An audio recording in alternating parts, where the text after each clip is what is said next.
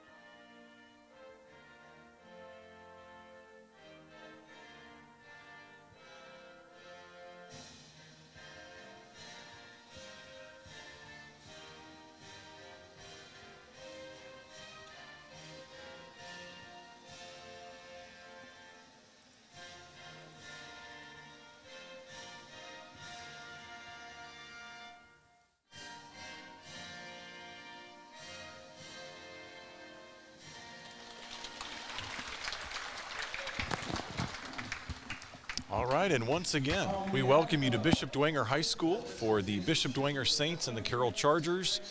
In this matchup tonight, obviously a key conference showdown for both of these squads. Bishop Dwenger coming into this contest with a record of 7-11, currently sitting 2-3 in the SAC. And meanwhile, the Carroll Chargers 9-7 overall with a 3-1 mark in the SAC. So both of these squads looking to make up some ground as everyone looks up at Homestead and Snyder, both undefeated in conference play so far.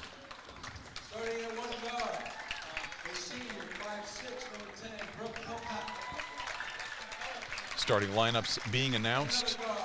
And for this Carroll Chargers squad, it all starts with the junior leading the way, Taylor Fordyce, a 5'10 junior, number 14, and she is the leading scorer for this team, coming off of a 30-point outburst against Norwell. Lady Chargers 64-60 victors over Norwell in their last outing. And Fordyce can light up the scoreboard. She's got some help as well.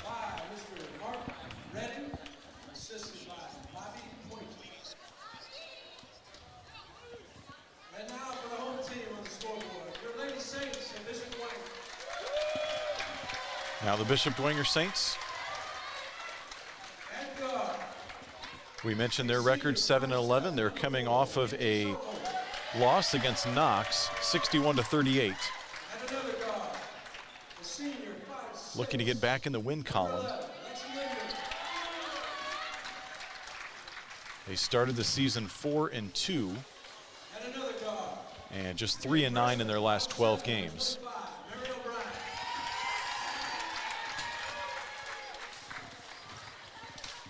Forward,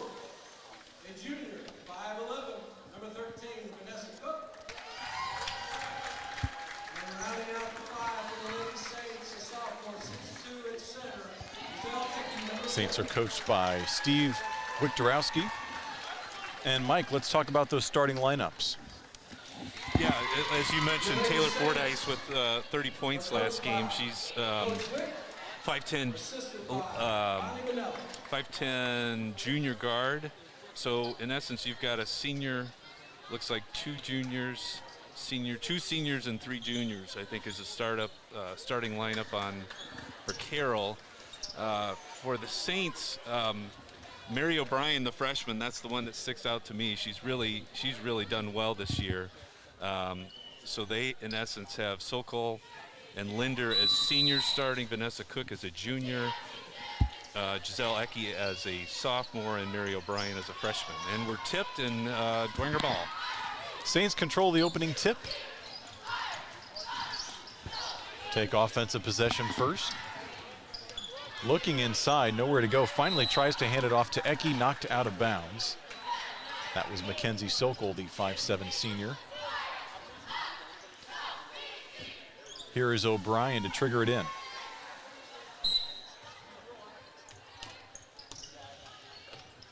Ecke around the horn, looking inside. Back up top to Sokol. Ecke posting out. They'll toss it into her in the post. Double team, nowhere to go. Finds a cutting teammate off the backboard, too strong, and here come the Chargers. Like the cut by Sokol, though. I like that move.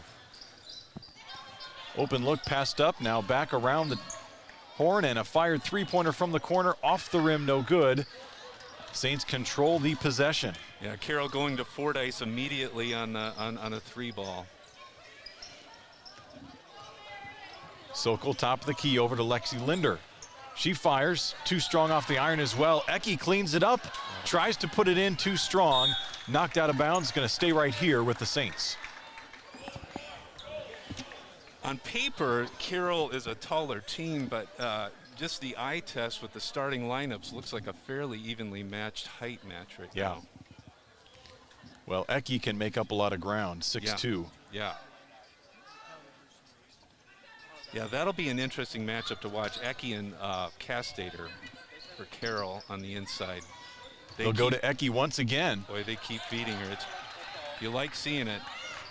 Deflection gives the ball to Carroll. Chargers down the court, weaving all the way into the paint and then blocked out of bounds. Nice block by Vanessa Cook. Good awareness as she came down the lane. Still scoreless here, opening quarter, 6:45 to go. Top of the key.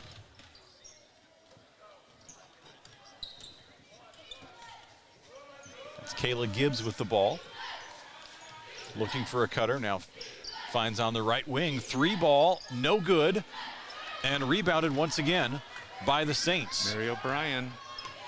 Ecke looks to take it inside again, this time wrestled away, and here comes Fordyce. She's gonna pull from three, off the front rim, no good. Another rebound by O'Brien. Here comes Linder. In the paint, spins, fires it up, gets it to drop, plus the foul. Nice spin move on the interior. Gets the back bucket and the foul. Saints drawing first blood, Linder. Well, and first foul on Fordyce, which is, if they can get her in foul trouble, it's going to make for a much easier game for the Saints. Free throw no good. Score remains 2-0 in favor of the Saints. Here come the Chargers. Wide open three. She'll take it, and no good yet again. I'll tell you what, Mary O'Brien might have 10 rebounds by half. Yeah. She's really boxing out well. That was Gibbs, the 5'9" junior, misfiring on the three. Here come the Saints all the way into the paint, and good. Nice slash along the right side by Mackenzie Sokol. Saints open up a 4-0 lead here. Fordyce swings it around. Long three ball for Carroll. This one no good as well, rebounded by Linder. And Linder's doing a great job on Fordyce so far. I was curious who they were going to have guarding Fordyce, and I think she is their best defender.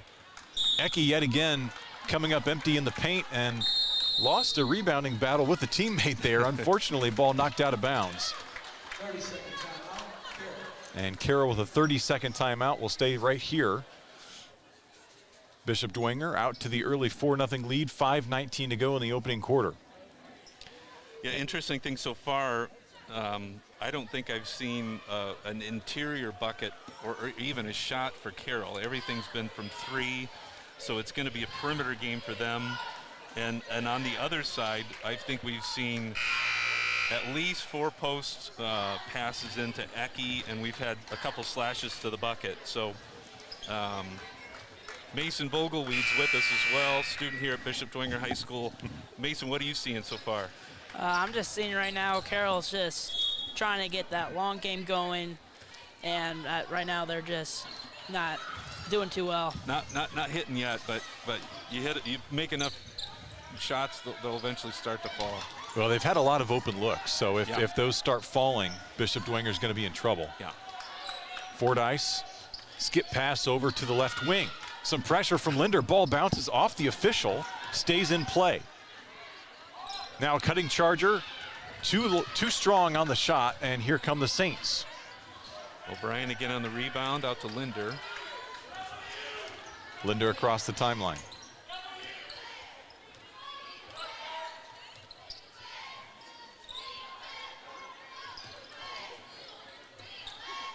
Now Linder on the right wing. Eki out of the game, so they're working some high-low ball. And now finding a cutting teammate. It is good. Sokol again, nice job. Sokol, nice touch at the rim. Saints on top 6-0, early going. Slash in along the baseline and just cut right in behind her opponent, and it was really a beautiful move. Almost looked like a back cut. Yeah. No good again by Carroll. That was Fordyce trying to force the issue. Back the other way. Shot no good by Vanessa Cook. It is rebounded. That's Mary O'Brien now inside. Contact and a foul. It's going to be Cook heading to the free throw line for 2. Cook, a 5'11" junior. So she's in essence now taking the post position for as Eki takes a few minutes to rest.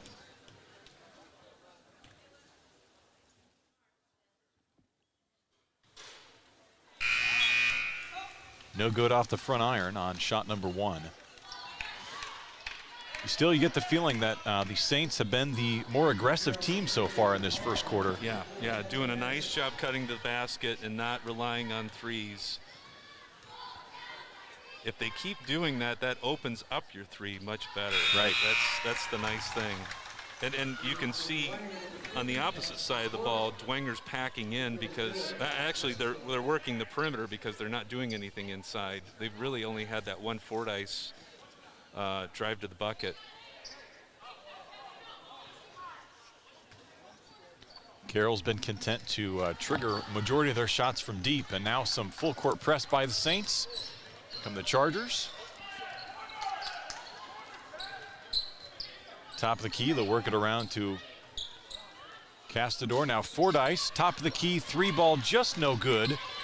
And a nice fight for the rebound, corralled by the Saints. And they're going to say off of Carroll. Oh, there we go. Oh. I was going to say they called blue ball, but they pointed in the direction of Dwenger. And now they've got things straightened out. So we'll stay right here with Carroll. Yeah, she tried to throw it off the opponent, and I don't think she made any contact, and the official caught it. They'll look inside. Jasmine Anderson gets it to go. Nice little Plus post the foul. Move. Yeah, nice post move there. Jasmine Anderson, a 6-foot senior.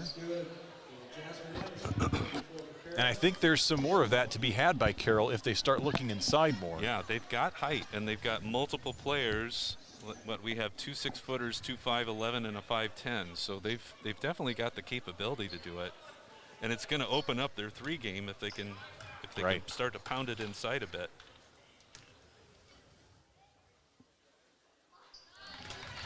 Shot is good. 3 points for Anderson, makes the score 7-3 Saints. Linder's pass is deflected and stolen. Fight for the rebound, corralled by the Saints. Nearly a 5-point swing right there. Bishop Dwenger just across the timeline and bailed out by the foul.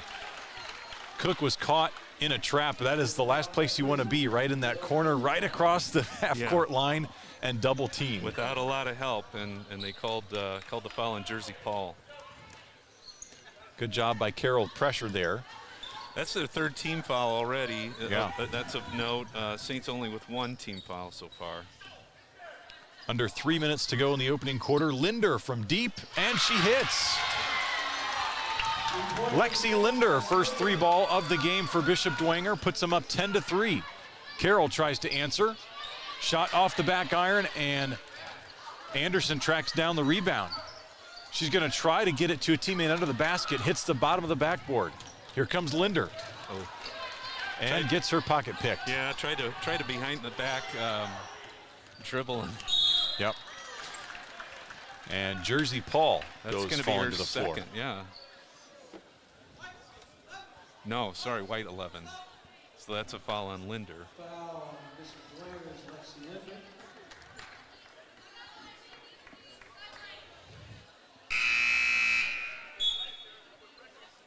In for Carroll, number 10, Rick Pocock. Ecky back into the game as Cook takes a seat. And Mary O'Brien replacing Sokol.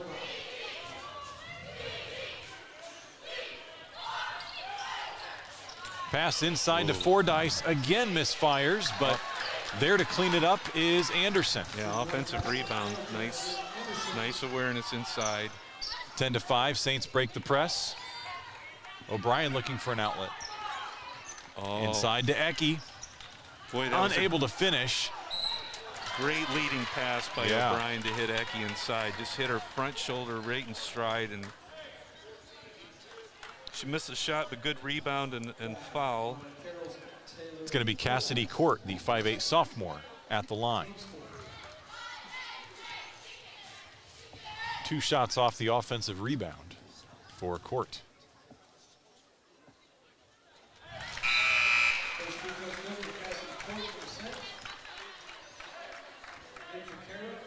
First shot is good.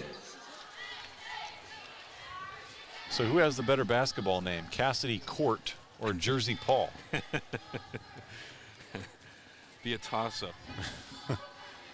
Maybe a jump ball. How about that? Well played. That's what the collar guy is supposed to do, right? Find That's the right. puns. Yeah. Boy, there was some confusion on that pass. Yeah. Still found its way to the corner. Yep. Anderson playing the high post, now into the corner. A lot of times you assume they know these plays so well and back and forth that they know exactly where the players are going to be, but there was a player in the middle that thought the ball was for her and went over her. Yep. She was hoping someone was standing in the corner. Chargers misfire on the open three. That was Brooke Pocock. And Anderson traveled off the rebound. Here come the Saints trying to break the press. Linder gets it across to O'Brien into Ecky. Trying to muscle her way in yet again and deflected. Here come the Carroll Chargers.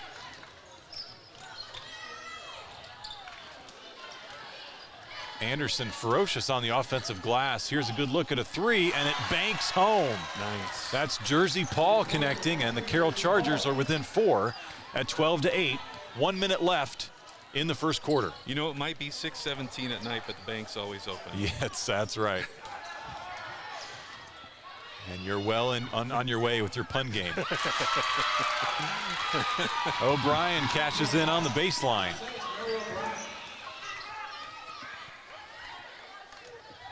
Again, open in the corner. This time, Pocock passes up the three into Anderson.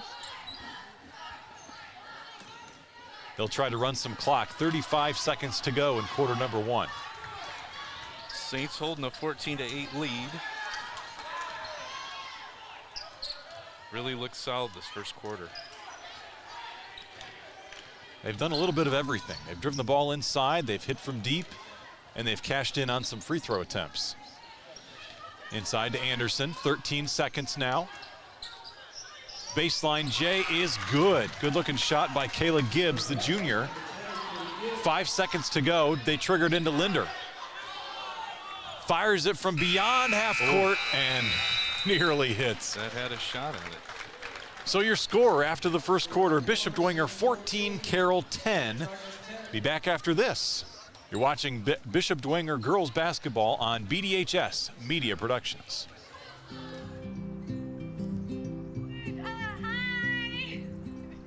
You're good at making big announcements.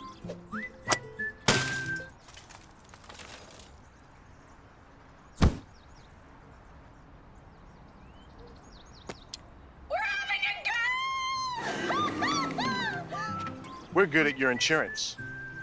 Start with Indiana Farm Bureau Insurance, online, over the phone, or in person, and stop knocking on wood. You're good at basement basketball.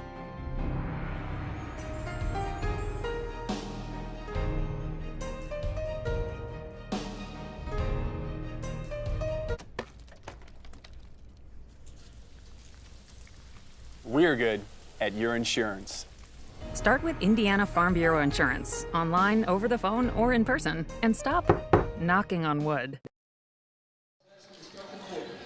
Back at Bishop Dwenger High School, let's check in with Mason Vogelweed. Yeah, right now Bishop Dwenger is doing really good. Going inside, people like Lexi Linder has three-pointer on the board. Cassie Court able to get those 2 points in the foul, in that free throw.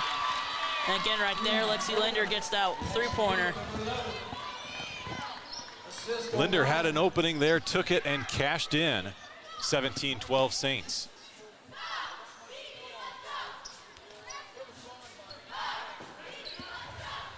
Paul looking inside, pass deflected and out of bounds. Going to be Bishop Dwenger basketball. I'll tell you, one thing that's really been interesting to me about Carroll's game is they run the ball a lot along the left side of the lane and are comfortable doing it, and you rarely see that. You see, a lot of teams coach you to try to get the other team going left because most times they don't do well with it. Carroll seems to be really comfortable on that side of the floor. Fading baseline shot is good. Two-pointer from Vanessa Cook. Another nice post move. They're really feeding the post well. And Carroll so far continues to have a bit of a cold streak from long range.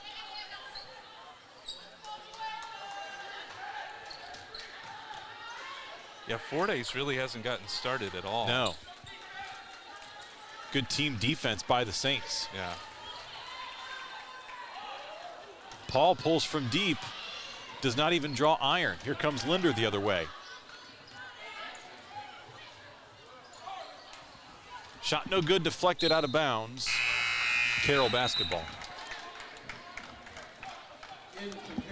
Been impressed by Linder's court vision, especially against the press. She is consistently finding the middle of the court to break the press. She really is. They really haven't been caught up in it too much, other than at that one point where they caught him at right across the timeline, but then committed a foul. Right.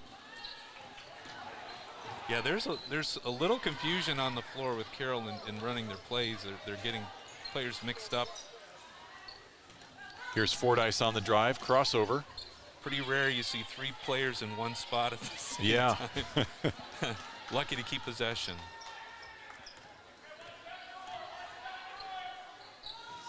Coach is calling that might be running a back door. It looked like she went up and down there, but they didn't call it. Yeah. Nice feed inside of Anderson. Yep. Nice pump fake, gets the 2 to go.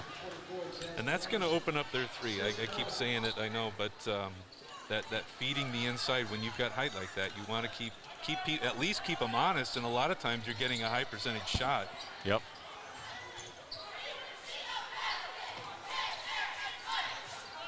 O'Brien up top. She's got some cutters looking for someone and deflected out of bounds. Yeah, a little tough for Cook to handle on that one.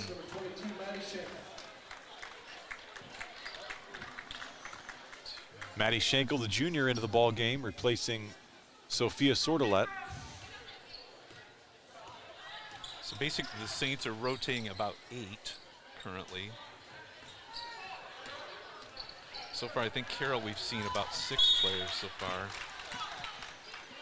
If they keep that up, that's advantage Saints late in the game, as you would think they would have the conditioning advantage. Right.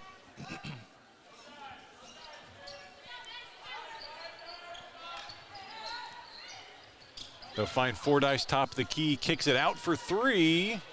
No good yet again. Team rebound there. Linder will pick it up. Rough shooting night for Carroll. Yeah, still only down 5 though. Yep. Yeah, give them credit. They're battling, and Vanessa Cook draws the foul inside. She'll head to the line for 2. is that on Castater? I think it was. It was. Yep.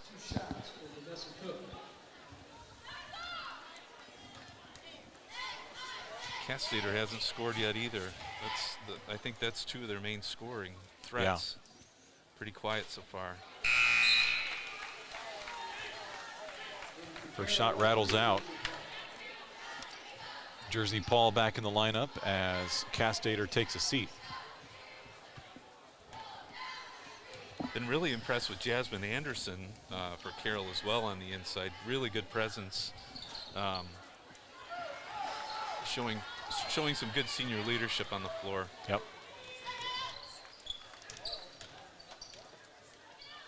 Open 3 ball. Short front by Anderson. Just doing a little of everything. Fordyce will try it from long range. Hers rattles out as well. Here comes Linder. She's got a 3-on-2 if she wants it. And that shot just no good. Now Paul. Nice 3-point look for Maddie Schenkel. Just couldn't convert. Jersey Paul able to convert on the breakaway. So 19-16. And for as well as the Lady Saints have played, only holding a 3-point lead here halfway through the second quarter. Linder thought about the 3. And kick ball will remain Bishop Dwenger basketball.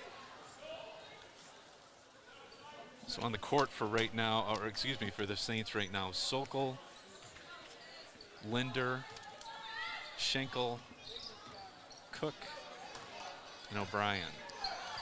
Backdoor cut, and they can't quite handle it. We haven't seen Eki this quarter. She's been out of the game for a while now. Yeah.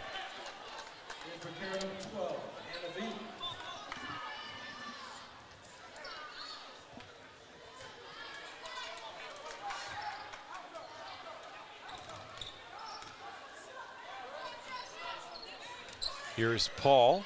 Fordyce, open shot. And again, still looking for the bottom of the net there. O'Brien trying to carve out some space, and that pivot foot moved a little bit.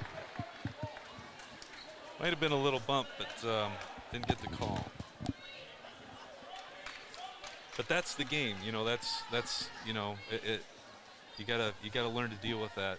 It's a very physical game. The girls' game is a very physical game. Anderson inside. Can't convert, gets her own board, kicks it out to Paul for 3. No good. Another offensive rebound. Can't get the ball to Paul, though, and going back the other way to the Saints. Anderson almost with a sky hook there. That was a good. She was in good position, took a good shot, and that's one of those shots that they say is basically indefensible if you can be good at it. Because you put a body between yourself and the defender, it's because you're getting the ball up so high and you're creating space with your body. It's a great shot. How about that? Mackenzie Sokol splashes it from distance. 22-16 is the score. Going back to the Saints. Nice answer from Bishop Dwenger after Carroll had cut it to 3. And a full timeout on the floor. We'll step aside as well. You're watching Bishop Dwenger basketball on BDHS Media Productions.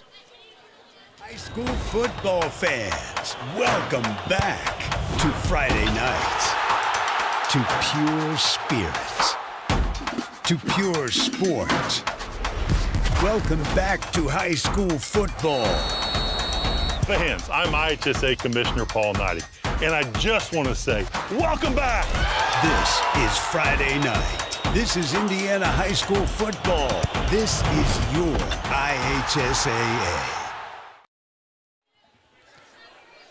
Back at Bishop Dwenger High School, Lady Saints on top of the Carroll Chargers 22-16 with 2:49 to go until the half.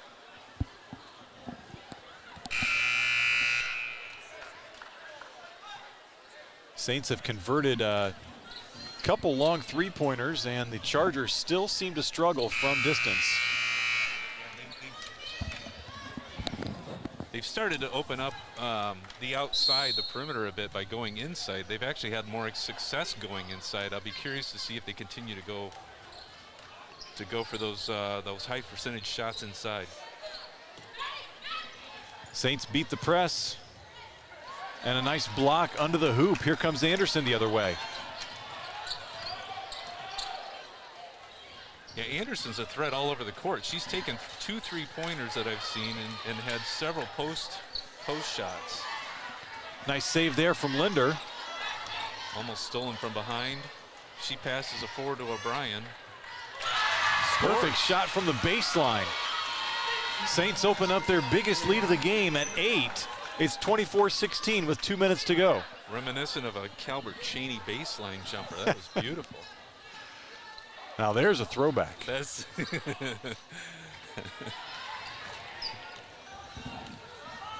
Luckily, the sports historian in me knew what you were talking about, but otherwise that might have been a little before my time. Cheney was the king of the baseline. Loved watching him shoot. Here's Fordyce looking for an opening. Finds one and converts. She was due. 3-pointer. Fordyce able to make that 3-pointer first of the night. They'll make that steal as well. Ooh, close. Offensive rebound, Yep. and Carroll converts again.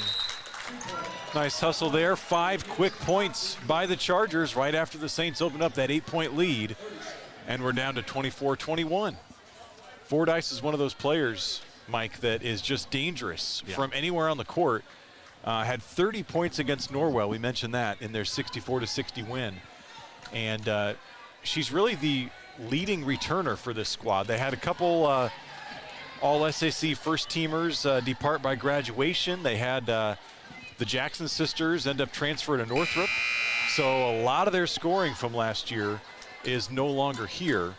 And she's picked up a lot of that slack. Yeah, she really has. And by waiting until 1:17 left, in essence, in the first half, to hit her first 3-pointer, it feels like we've dodged a bullet so far. But as you mentioned, Saints only up 3 points at this point, so Carroll's hanging tough.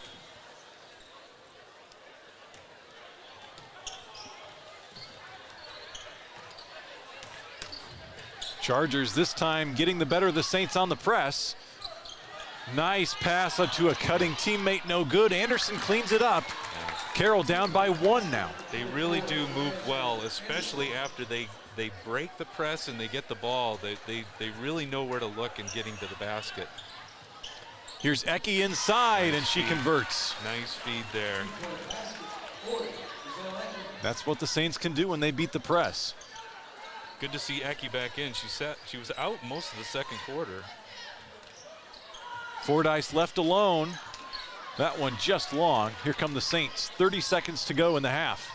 Ecke again. This time leaves it just short. She's really comfortable on the left side too. Yeah. Bit of a collision. They'll get it back up to Fordyce. Looking inside.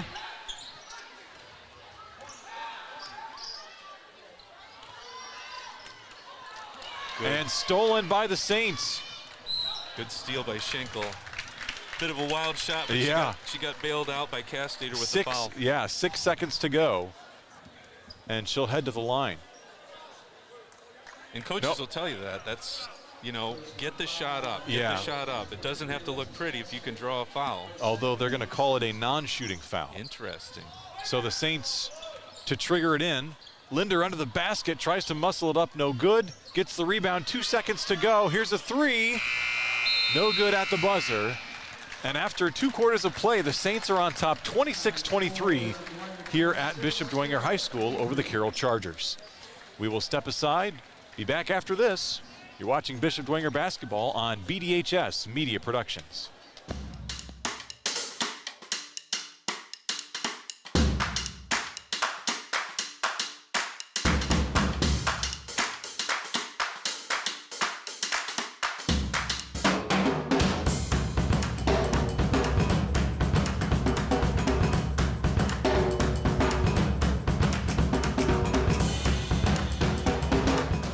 Evans Toyota is locally owned and proudly supports Bishop Dwenger. Let's go Saints!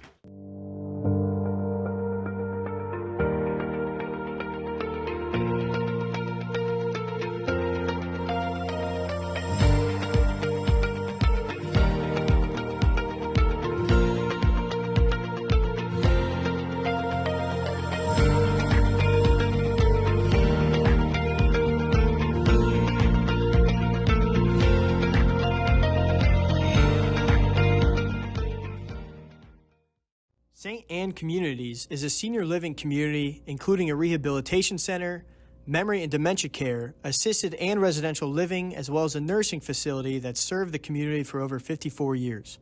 While offering a Christ-centered environment that is the only place in Fort Wayne that offers daily Mass and sacraments. For more information on employment, senior living, or to make a gift to support the first floor renovation campaign, please visit us at our website or give us a call.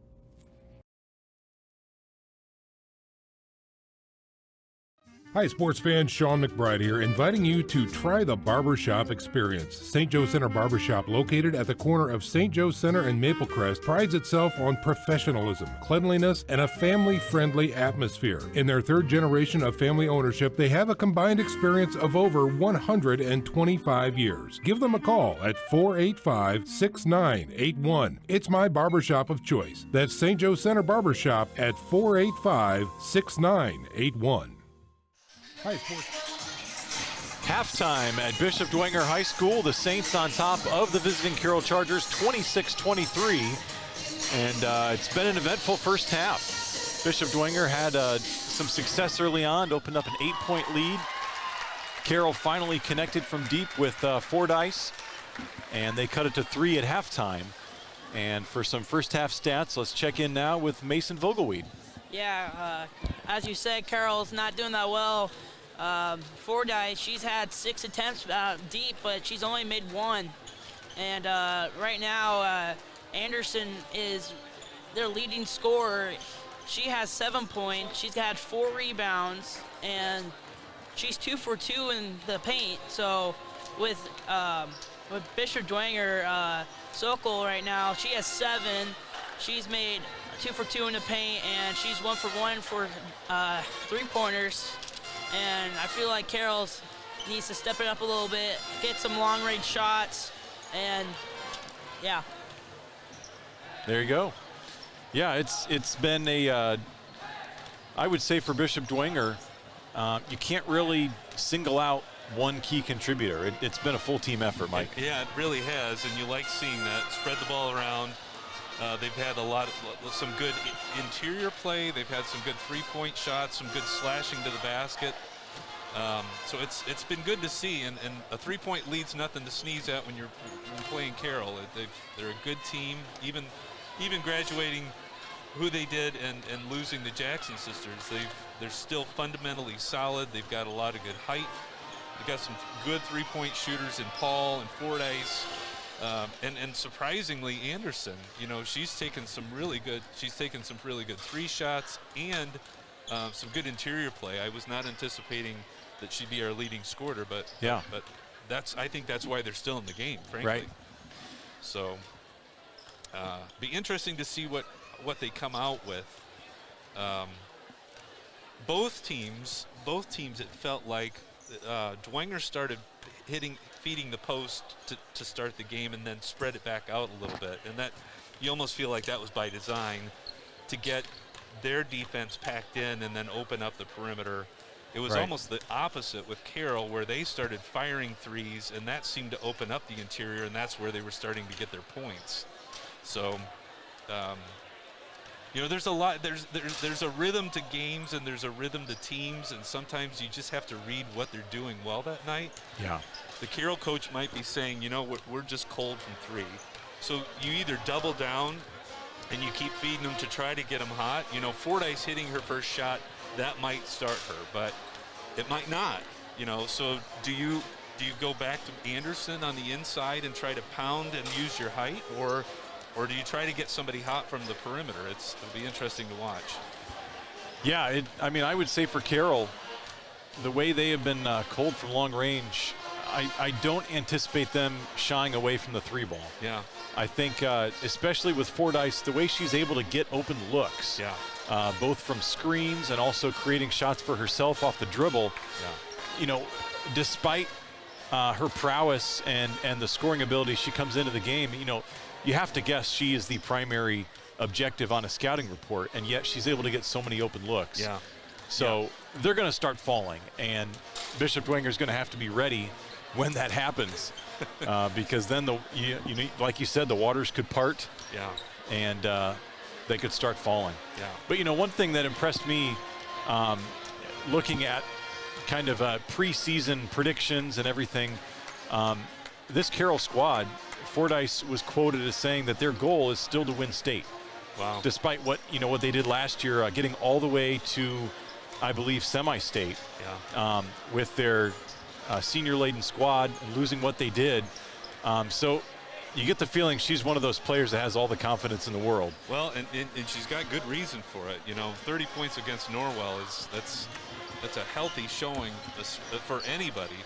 Yeah, and Norwell consistently one of the top teams in 3A. Yeah, and they're Norwell is always a fundamentally solid team. Right. You know, it's you're not getting lucky against a team like Norwell. So it says a lot that they're doing that well, and kudos to them for having the bar set high. Yeah. You know, it says a lot that you know, a lot about her leadership that she would be quoted saying that. Right. You know, and then even after they lose what they did in the roster, when you mentioned the Jackson sisters going to Northrop, we were talking pre-game about that, Mike. Kind of a package deal. Their mom became the new head coach for the Northrop Lady Bruins, and you get coach, you get the whole family, right? Right, exactly. So not only did the 2 sisters go, but her son Jalen, who's a senior, and was one of the leading scorers at Carroll last year, on a senior-laden boys team, led the team, I think, as a junior and transferred to Northrop, is now leading that squad. So Carroll really took hits on both sides of both teams took hits. Yeah. I wonder if the kids put up a fight with mom. Hey, Mom, we really like it here. Yeah. You know, they are a very tight family, tight family, and so I don't think that decision was made lightly by any of them. And Mom would win that argument every time anyway. Yeah. Yeah. But she calls them the Fantastic Four, her kids. That's awesome. And yeah, that's a fun family. Yeah, on the Dwenger side, what would you say as the coach going in? I mean, you got to be happy with a 3-point lead, but like you said, we were up by as many as 8, spreading the ball around nicely. I mean, do you just keep doing what you're doing, or what did you see out there? Yeah, I would say a little bit concerned with perimeter defense. Yeah. I think that would be a focus, because I would say that Carroll easily had half a dozen wide open threes that they missed in the first half. You know, and they hit half of those. The Saints are looking up at a 6-7 point deficit at halftime. Yeah. So the Saints have played well defensively, I would say, in the paint. They've had a lot of hustle and activity down low, but fighting through those screens and trying to prevent those open looks on the perimeter would be a focus of mine. And offensively, I think you just got to keep doing what you're doing. They've been feeding the ball inside to Eki. She has been able to get to the rim almost at will. Yeah. And you know, you could say the same thing for Eki, what you said about the Carroll perimeter shooting. Right. She's had a lot of open layups that she has not been able to convert. Yep. And once those start falling, Saints will be well on their way. Yeah, and you could say on our side of the ball, Sokol and Linder have done most of the scoring so far, largely on 3 balls. So probably want to keep sticking with that. Here we go, second half underway. Linder controlling for the Saints. Inside to Ecke, knocked away, and a turnover. Another open 3 and an offensive rebound. Good looking cross-court pass. Here's the drive, kick out. There's an open look, and there is a conversion. Taylor Fordyce connecting from long range, and just like that, we're tied at 26. Yeah, it's almost like the coach said, let's get our leading scorer a look and see if we can't get her hot to start the second half.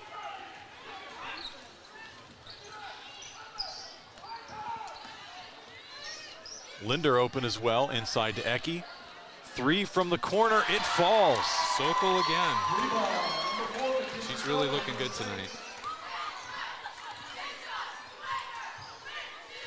Anderson playing the high post, now out to the top of the key. There's the high pick and roll. Back down low to Anderson, she converts. Tough shot over Ecke, and that is no small task. Carroll back to within 1. Really have not been a lot of whistles. It probably could have been a 3-second call on Anderson in there, but they've basically been letting them play. Not a lot of fouls and not a lot of turnovers, at least whistled turnovers. Yeah, a couple errant passes, but that time Linder finds the bottom of the net. Saints back up 3.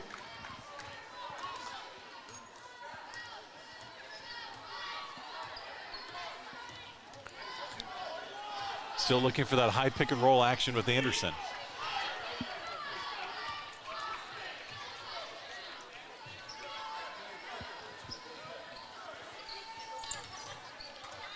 Good baseline cut. Fordyce finally gets her mitts on the ball inside to Anderson.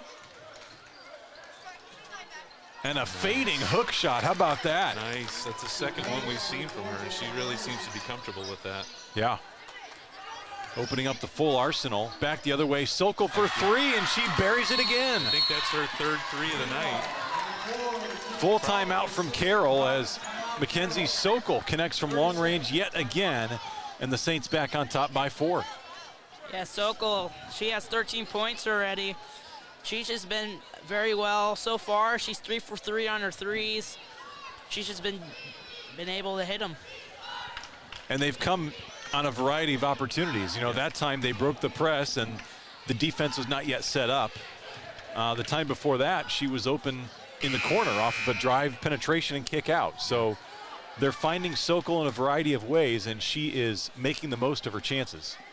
Well, the other thing I've seen, Eric, and you mentioned this at half, is it seems like our D has tightened up a bit too on the both on the perimeter and in the interior. We have not seen really good clean looks for Carroll. Yeah. Other than the Fordyce 3.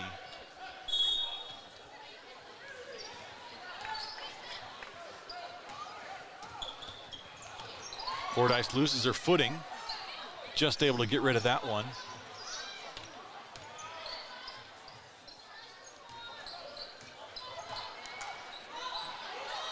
Back up top to Castador, inside to Anderson. Fordyce open, off the front of the rim, no good. Here's Linder. One-handed pass to Sokol. She's got the hot hand for the Saints, tries to feed it inside to Ecke. Bounces back to Sokol. This time Ecke controls, no good, and that's gonna be a foul. I think O'Brien knew it too. If this were football, that would be called holding. You're right. 10-yard penalty. Yeah, you'd see some laundry on the field right about now. First down.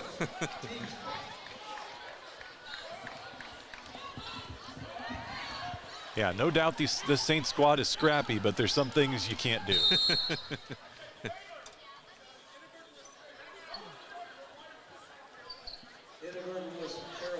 Now, they're going to call that an inadvertent whistle. I think they thought there was a timeout being called. Yeah, I think they thought the Carroll coach had called a timeout. Yeah. Mark Redding is the head coach. Quickly corrected. Yeah. Castater for 3. Rattles in and then out and then back in. She had a shot where she drove in toward the beginning of the half and she kicked out that I thought she really had an open lane, and I was hoping, you know, that it's not one of those where they tell her not to shoot, but she hit that one. Sokol that time rims out, and here come the Chargers. Looking to take the lead. Anderson inside, that's going to be a jump ball. Nice hustle by Linder getting in there. Yeah.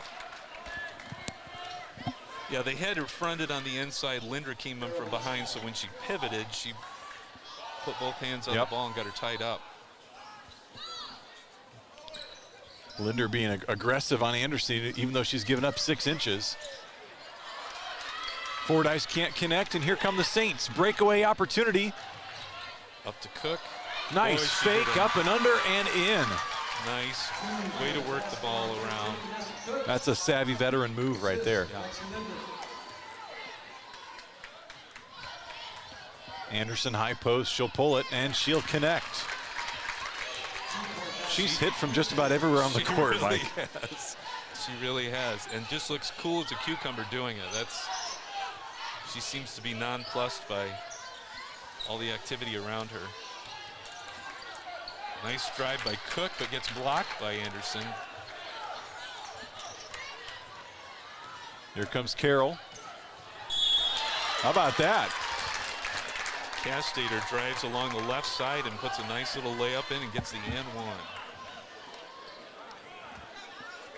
It was a bit awkward. It looked like she might have taken off of her off foot. Yeah.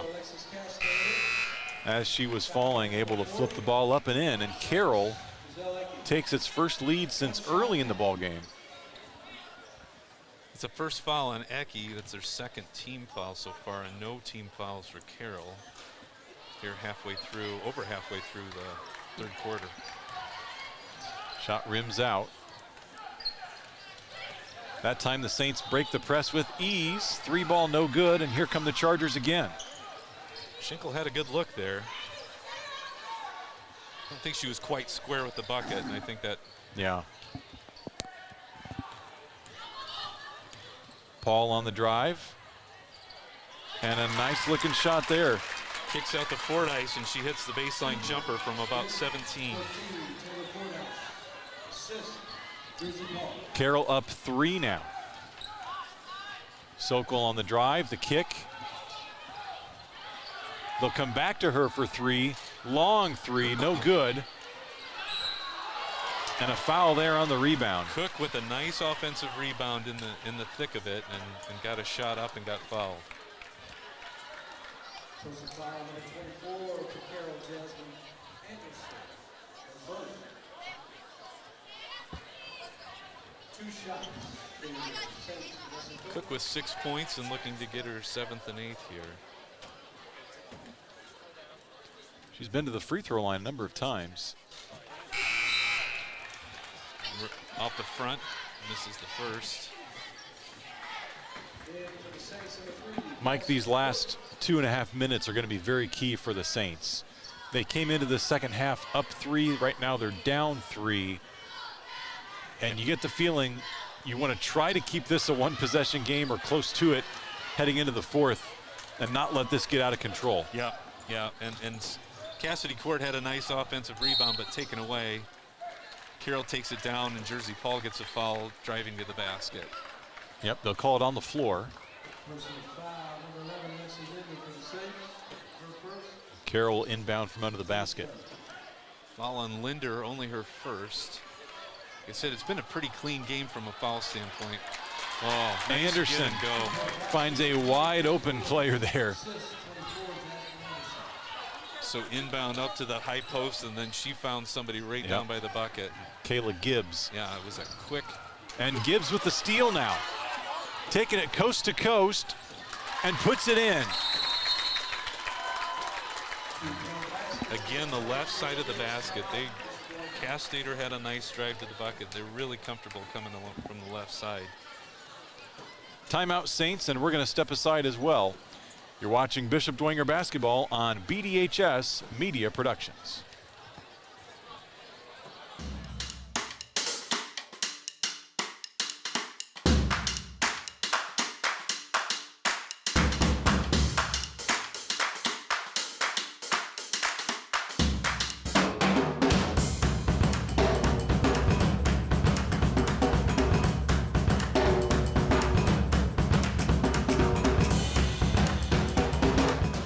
Evans Toyota is locally owned and proudly supports Bishop Dwenger. Let's go Saints!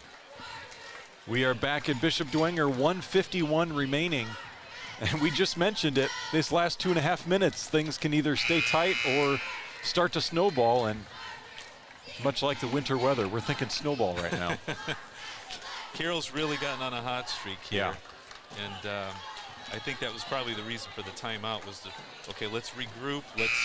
We're not out of this, but we gotta kind of get this momentum slowed down a bit.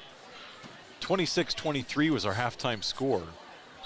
So the Carroll Chargers have outscored the Saints 20-10 in this third quarter, and we still have almost 2 minutes to go.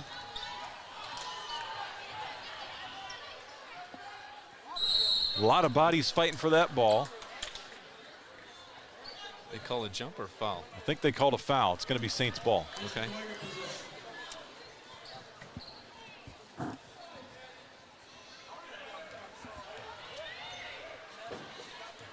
don't see a player on the board, so I think it was a possession. Deflected by Fordyce, and another quick, easy two there. That press is killing us right now. They're really generating a lot of great opportunities off that press with steals. And there's teams that are comfortable pressing, you know, and you can see it. They create fast break outlets, and this is a team that really looks like they're comfortable with the press. Yeah. Cook's going to get 2 more shots at the line. Foul by Anderson on the drive. Anderson's second foul.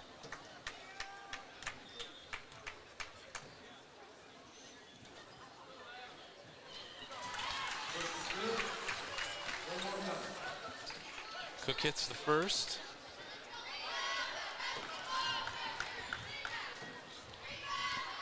.114 to go in the third quarter.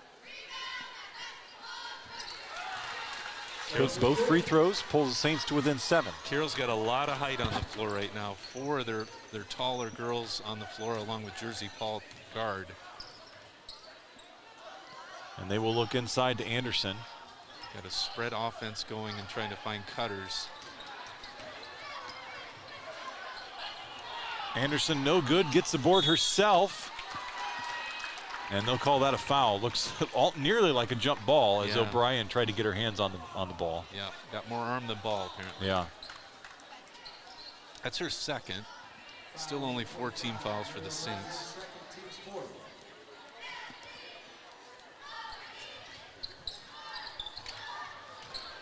They'll go up top to Fordyce. Guarded by Cook. She'll take it in and convert. Tough layup. Early in the game, they had Linder guarding Fordyce. Yeah. Definitely a height mismatch there, but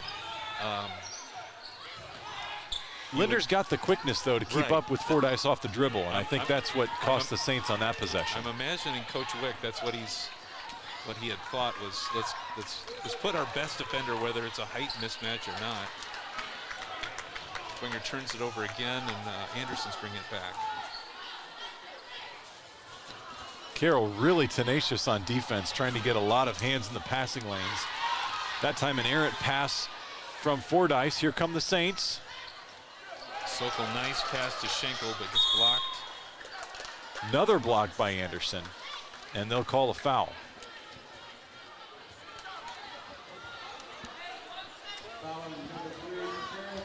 Anderson's got to be nearing a triple-double in points, rebounds, and blocks. I mean, she is everywhere. Yeah, she's really been a presence inside. Quick 3-ball from Sokol, trying to beat the third quarter buzzer. And it falls off the side of the backboard, no good. So a huge third quarter surge from Carroll puts them up 47-38 heading into the fourth quarter. We'll step aside and be back with the fourth quarter. After this, you're watching Bishop Dwenger basketball on BDHS Media Productions. You're good at basement basketball.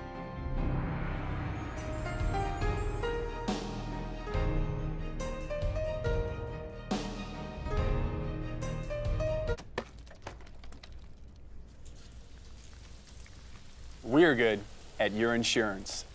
Start with Indiana Farm Bureau Insurance, online, over the phone, or in person, and stop knocking on wood. Can First Source help me get more space? We can help with that. Does First Source have banking that can keep up with me? This is open around the clock. Business is booming. Can you help me expand? No problem. Can First Source help me turn this into my own business? We're here for you. No matter what kind of banking you need, First Source Bank can help.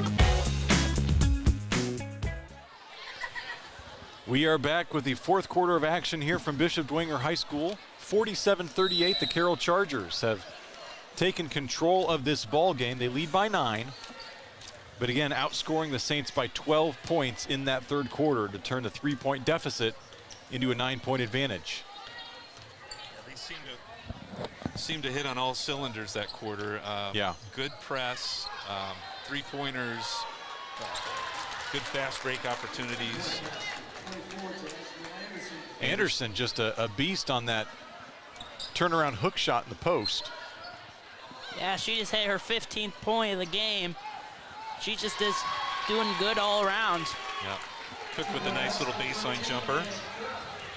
Evens the score for the quarter, but Carroll's still up 9.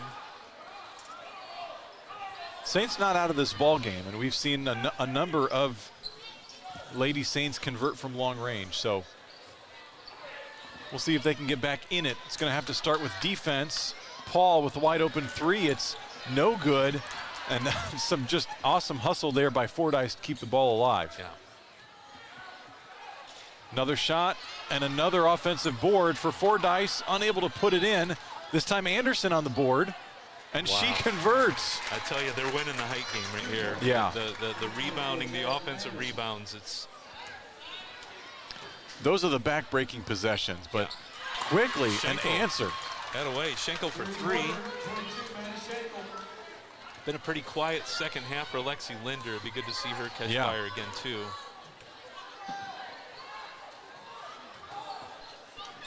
Linder, Sokol, and Schenkel, O'Brien and Cook in for the Saints right now. Wow. Drive all the way to the hoop. Castater with a nice slash again along the left side. You wonder if that's something where they're comfortable doing it, or if they see something on the scouting that says they're, Dwenger might not be as strong on the weak side of the ball. Right. Might be a little both.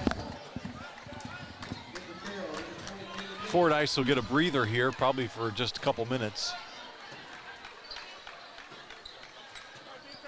It'll be O'Brien triggering it in from the corner. Yeah, Carroll really, I think, has really only run six, maybe 7 players tonight. Linder's pass deflected, finds its way inside to Cook, and she puts it in. Really impressive game for Vanessa Cook. Yeah. Saints staying within striking distance, down 8 now, 53-45, 5.5 minutes to go in regulation. Ecke set to check back in, so Saints will add some size down low. Yeah, and you have to think it's, they've gone with the 3 guards to try to get back in the game shooting threes. It's almost like when you're football game and you're down, you got to start passing the ball instead of running. It's Ecke in for Cook. That's your second football analogy, Mike. Are you missing the fall? No. I got tired of being cold. Yeah. It was fun, but I ran out of hand warmers. Anderson on the drive. That one stood on the rim for that was wacky. A while. thought somebody put super glue on that ball. Boy, Cass Stater, another nice baseline drive to the bucket. They're just finding really nice open lanes and taking advantage. Bishop Dwenger takes a timeout. And you know what? We talked at halftime about, does Carroll go away from the three because they had not been hitting it? Yeah. I thought they'd keep chucking it, but Mike, they have found cutting lanes, they've found passing lanes, and they have found a lot of success in the lane in the second half. Yeah, they really have. It's almost like they said.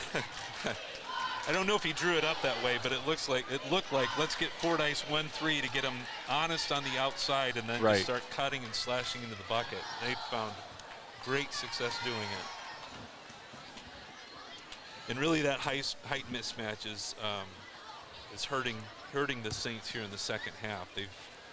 When they've missed, Carroll's been getting the offensive rebounds. It's just tough matchup tonight. So 55-45, 4:51 to go. The Saints down 10.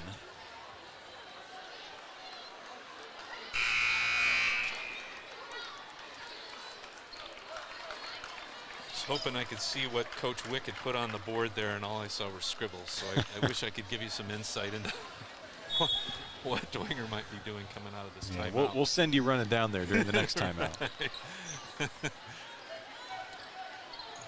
Nice press break. Linder thought about it, now puts it up.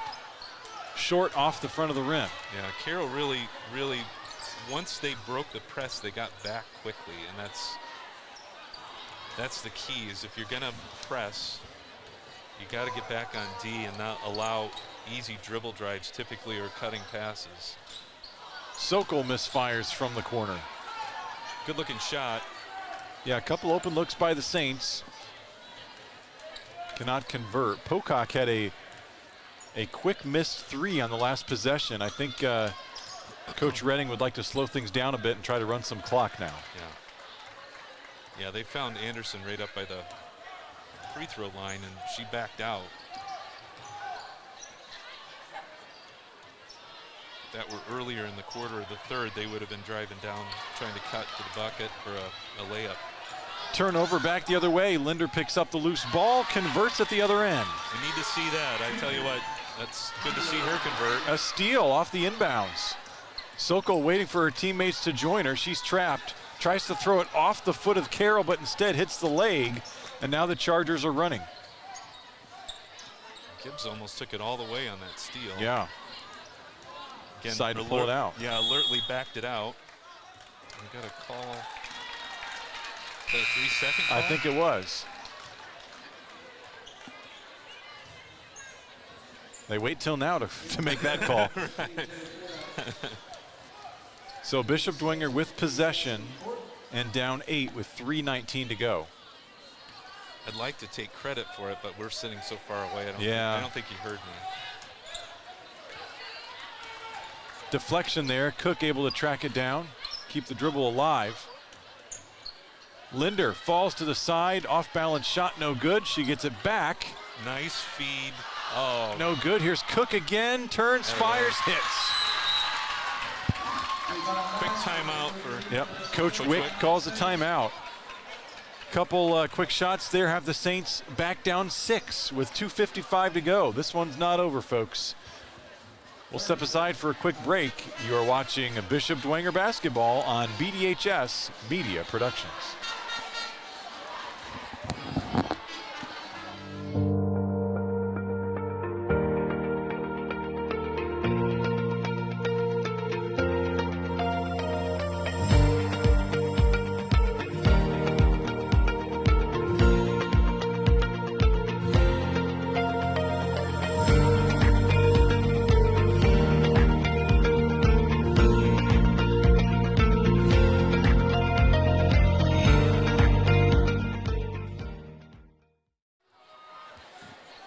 Back at Bishop Dwenger, 2:55 to go.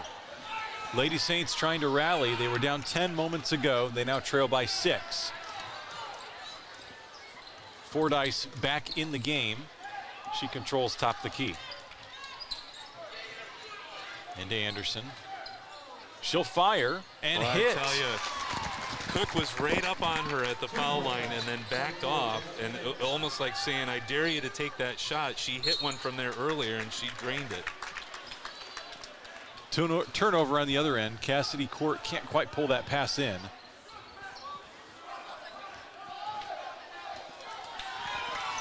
And if you're the Saints, yeah, they just barely get that ball in. If you're the Saints, you almost are wanting Anderson to take those contested jump shots, you know, early on in the possession to try to get the ball back. But as long as she keeps hitting him, she is making the Saints pay. Well, especially being that open, that's like I said, Cook was right up on her and then backed off. I don't know if she was worried about somebody cutting in behind, but yeah, left her wide open, and she's not afraid to hit it.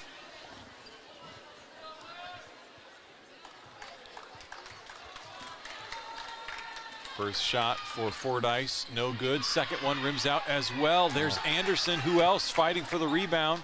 Flips it up, no good. Fordyce gets it back, and she converts. I'll tell you what, Anderson is a smart player. That ball kicked out to Fordyce, and basically she screened off two defenders that were under the bucket. Anderson did. Gave Fordyce a wide open look from 13 feet, and she hit converted. Turnover by Saints, not helping real much. Oh, back the other way. Fordyce can't convert. Missed the layup. Linder coming all the way down. Linder forcing the issue, and that time gets the foul call.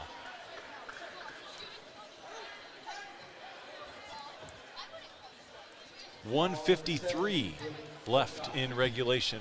59-49 as Carroll has rebuilt that 10-point lead.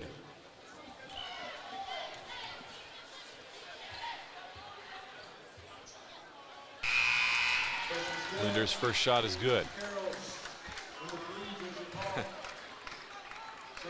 Difference between the girls' game and the guys' game. Guys' game, they come up and give you fives whether you miss them or not. Girls get hugs.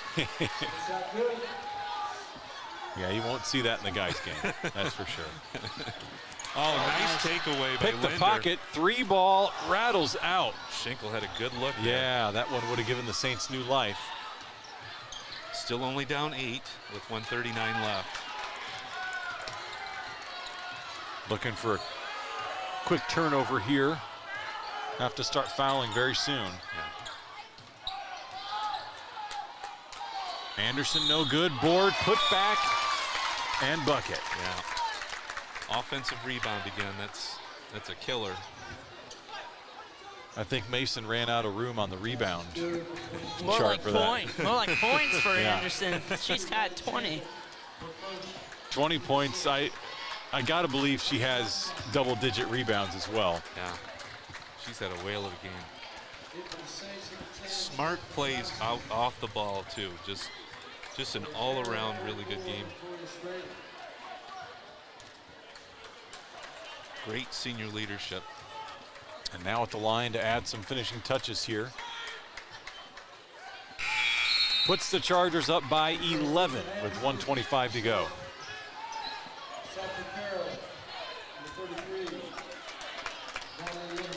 Saints have showed a lot of fight here in this fourth quarter, just haven't gotten quite enough shots to fall. Yep. Lindmeyer back in for Carroll. Gadomski in for the first time for the Saints.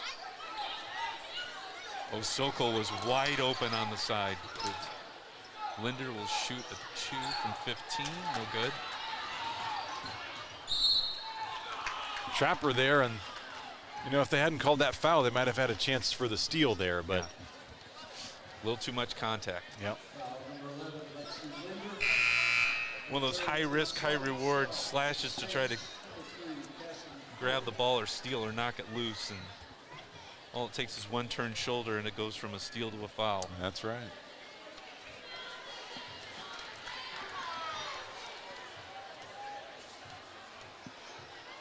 .103 to go.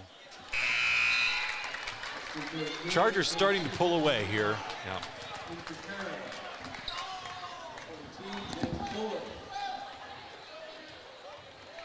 Give credit to the Saints, though. They kept that Charger scoring attack at bay for better part of the entire first half.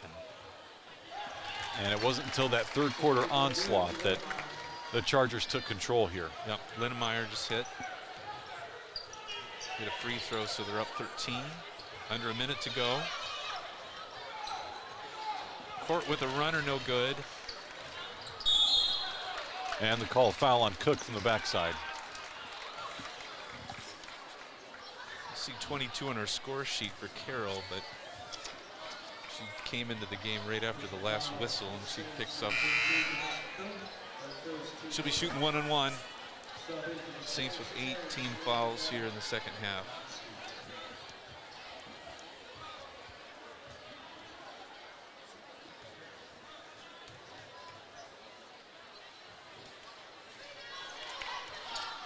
No good. Here come the Saints. Linder tries to fling it over to Cook. It is stolen. Now Linder gets it back, fires up to Sokol. She'll find Cook in the corner. That shot no good. Foul under the basket. Schenkel's pleading her case. Yeah, she's saying she was pulled down to the floor before getting up and making that foul call, and I think she has a good point. I think she might have been right. Sometimes that's, I call those proximity fouls. You're just too close to the action, and somebody, literally the Carroll player stood up with the ball. Yeah. Schenkel's right there. Gets called for the foul. Those are tough. Now she's pleading with Coach Witt. Yeah. Hall misses her 1-on-1 shot. Sokol with the rebound. Saints trying to fire up a three. Sokol does, buries it. That was a rainmaker. I like that one. Nice shot there. Coach Witt calls timeout.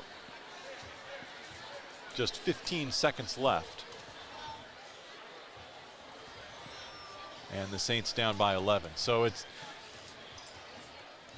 going to be a Carroll Charger victory here at Bishop Dwenger High School.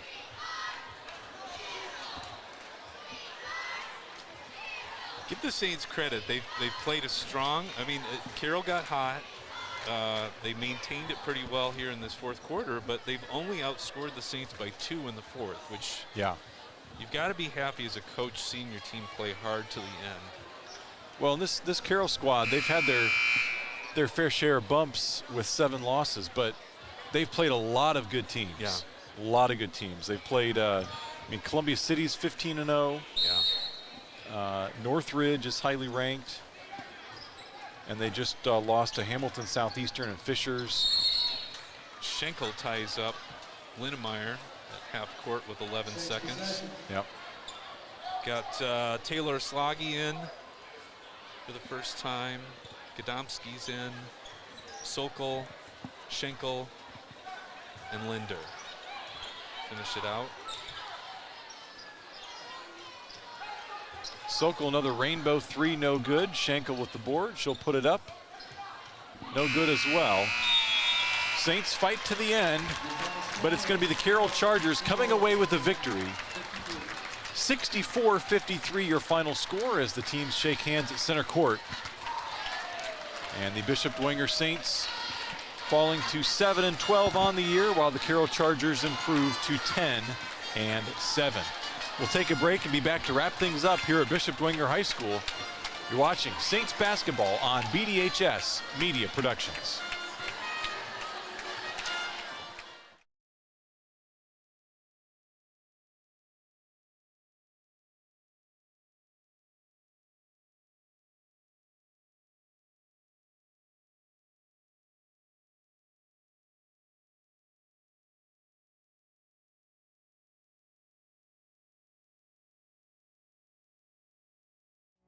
You see them everywhere.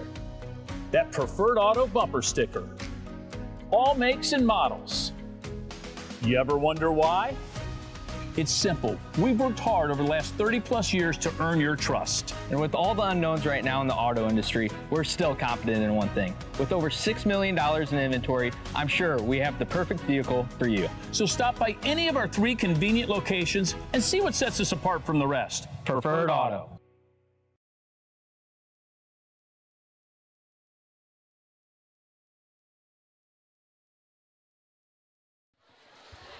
Back at Bishop Dwenger High School, here to wrap things up, the Carroll Chargers fresh off a victory over the Bishop Dwenger Saints, 64-53 your final score. And let's check in with Mason Vogelweed on some final stats from this game, and particularly interested to hear about young Miss Anderson on the Carroll squad. Yeah, Miss Anderson, she had 27 points on the night. She definitely had double-digit rebounds, and she was near perfect for field goals. She went 7 for 9, and she had 1 3-point attempt in that first half. Didn't go, but still, she did pretty good. For Bishop Dwenger, Mackenzie Sokol, she had 16. She went 2 for 2 for field goals, and she went 4 for 6, on her 3 points. Fordyce, she was pretty quiet in that first half, but she came back in that second half. She ended up getting 12. Vanessa Cook, she also did pretty good. She had 14, and Linder, she was pretty quiet in that second half after having a pretty good well-rounded first half. She ended up with 12. So, a pretty high-scoring game. Very nice. Yeah, it really was. And Linder had a quiet 12. It felt like we didn't call her name a lot, and it's one where, especially the Concordia game that I saw, she was really dominant. But I think as a coach, you like to see, having Cook, Linder, and Sokol all in double figures, that's a healthy distribution. Yeah. They just ran into they contained well that first half, up 3, but that third quarter was really did the Saints in when the Chargers doubled them up 24-12 in that third quarter. Yeah, that was when they really started asserting themselves offensively by getting to the basket. Yeah. And the offensive boards really hurt the Saints as well, too. It did, yeah. That height advantage really came back into play. Yeah. That third quarter, it felt like. Anderson in particular, she rebounded well around the court, but if she was inside, it seemed like everything she missed, she got an offensive rebound on. Right. And that'll kill you, especially down low. You gotta wrest those away. That's right. So with the win, as we mentioned, the Carroll Chargers improved to 10-7 on the year. Bishop Dwenger Saints falling to 7-12. And as we mentioned at the top of the broadcast, double header. So we've got the boys getting set to go as well. That's going to do it for us for the girls broadcast. We'll step aside, be back shortly with the boys broadcast. Be sure to join us then as the Dwenger boys look to improve to 4-5 against the winless Carroll Chargers. That coming up here in a few moments on BDHS Media Productions. We'll see you then.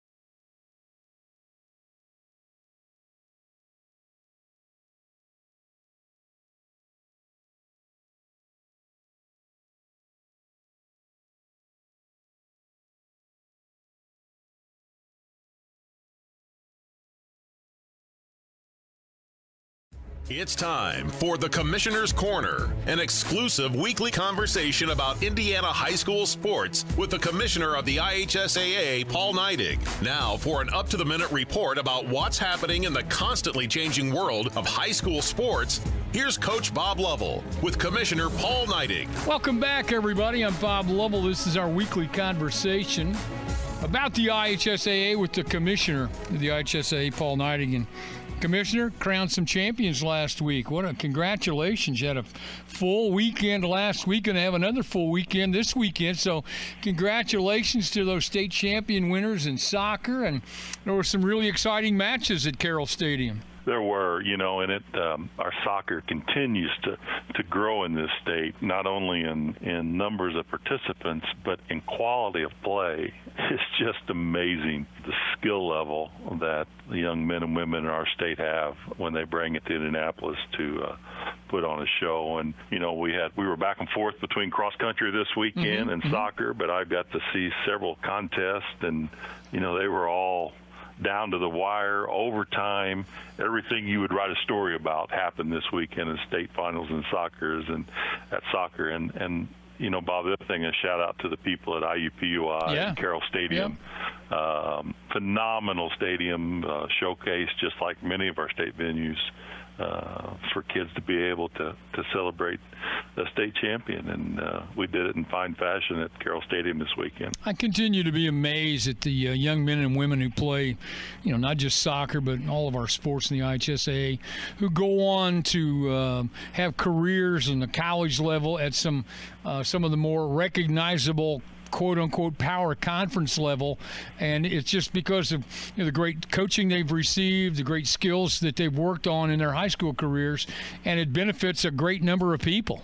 It does, and it's you don't have to look very far to see, Indiana student athletes participating at a collegiate level, and even in some at the professional level. And again, I think that's just a tribute to what Indiana coaches do for Indiana kids. We just we saw a volleyball player on the U.S. national team recently that came through the Indiana system, and and we're going to celebrate some more volleyball this weekend coming up. All right, volleyball plus football this weekend. 48 games in football. Are you promising good weather? Right now it looks good for us, Bob. Right now it looks good. These are three really important weekends in the football tournament. And one, this sectional money that is earned throughout the boys football sectional tournament or the football sectional tournament, we have some young ladies that play the game now too, is held at the schools, so people need to get out, buy that ticket, support their local team that's playing for a championship week this weekend, and the money that's paid at the gate stays with the schools in their communities, and it helps them meet their athletic budgets, especially after the year of COVID that we had last year. So we encourage everybody to get out and do that time-honored thing on Friday night this time of year and go out and watch a high school sectional championship game. Yeah, I think it's a great point, because I think I probably don't underscore it enough throughout the week that, the budgets are tight everywhere. Everyone understands it. And one of the biggest money makers for our high school athletic programs are gate receipts. Not only the tournaments that you're talking about, but regular season games. So when we tell you to get out and support the student athletes in your community, we mean it. We mean it to yell and have a good time and do the right things, but also help them financially by showing up and buying a ticket. No question, Bob. It's the lifeblood of how they support their programs, and it's a $6 ticket. Oh. What can you do in this day and age? Not much. For $6, Not worth that value, that's for heaven. That's the best value out there. So if you fancy yourself a value shopper, you need to be at these games. He's the commissioner of the IHSAA. It's Paul Neidig, our weekly conversation about all things IHSAA related. On that note, get out and support the student athletes in your community at these tournaments. Girls regular season basketball getting started. Boys right around the corner. So a lot of activities for you to be involved in. Paul, it's always great to talk to you. Thanks so much for your time. Coach, thank you, and look forward to listening to you Friday night. Thanks for listening to The Commissioner's Corner with IHSAA Commissioner Paul Neidig and Coach Bob Lovell. And thank you for your continued support of the high schools in your community.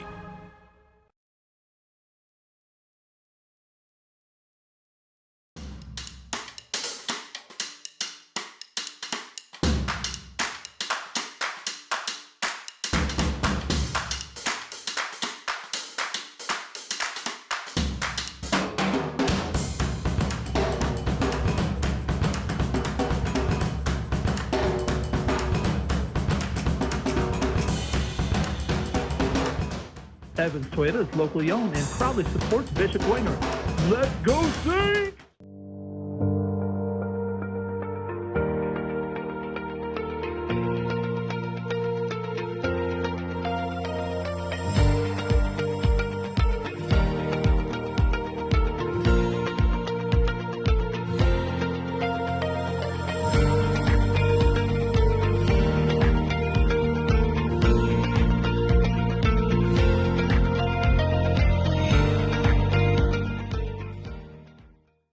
St. Anne Communities is a senior living community including a rehabilitation center, memory and dementia care, assisted and residential living, as well as a nursing facility that served the community for over 54 years. While offering a Christ-centered environment that is the only place in Fort Wayne that offers daily Mass and sacraments. For more information on employment, senior living, or to make a gift to support the first floor renovation campaign, please visit us at our website or give us a call.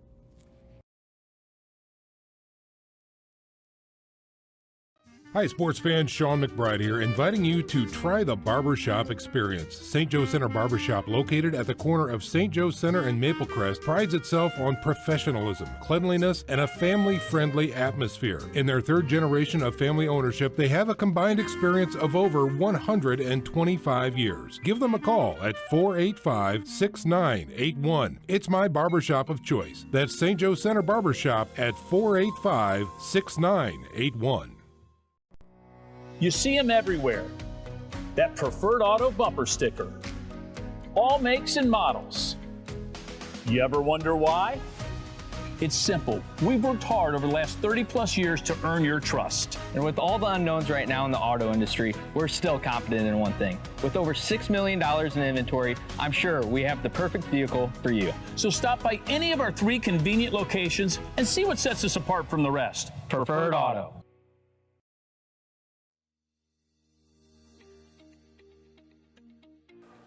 You know, there's 3 kinds of people in this world.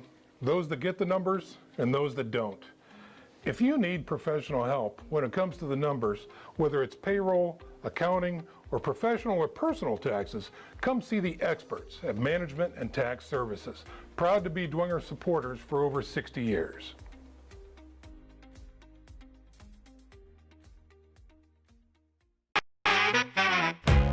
Can First Source help me get more space? We can help with that. Does First Source have banking that can keep up with me? This is open around the clock. Business is booming. Can you help me expand? No problem. Can First Source help me turn this into my own business? We're here for you. No matter what kind of banking you need, First Source Bank can help. Tippmann Group is a family-owned business that's proud to call Fort Wayne home. We build cold storage facilities all around the United States, run one of the largest cold storage companies in the nation, and lease office space in Fort Wayne, like inside the Lincoln Tower. Hi, I'm John Tippmann, president of Tippmann Group, and our family has been part of the Bishop Dwenger family for many years. We are a proud supporter of Dwenger Athletics. Go Saints!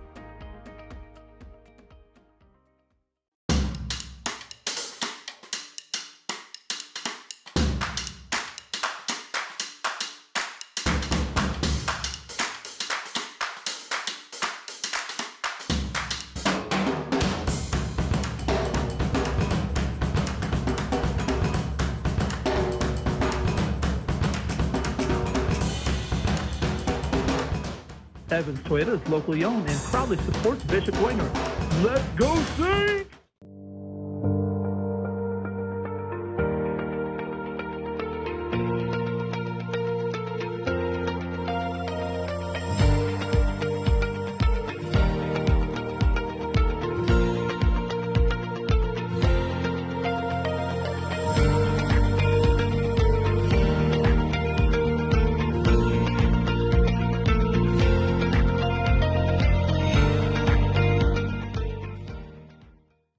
St. Anne Communities is a senior living community including a rehabilitation center, memory and dementia care, assisted and residential living, as well as a nursing facility that served the community for over 54 years.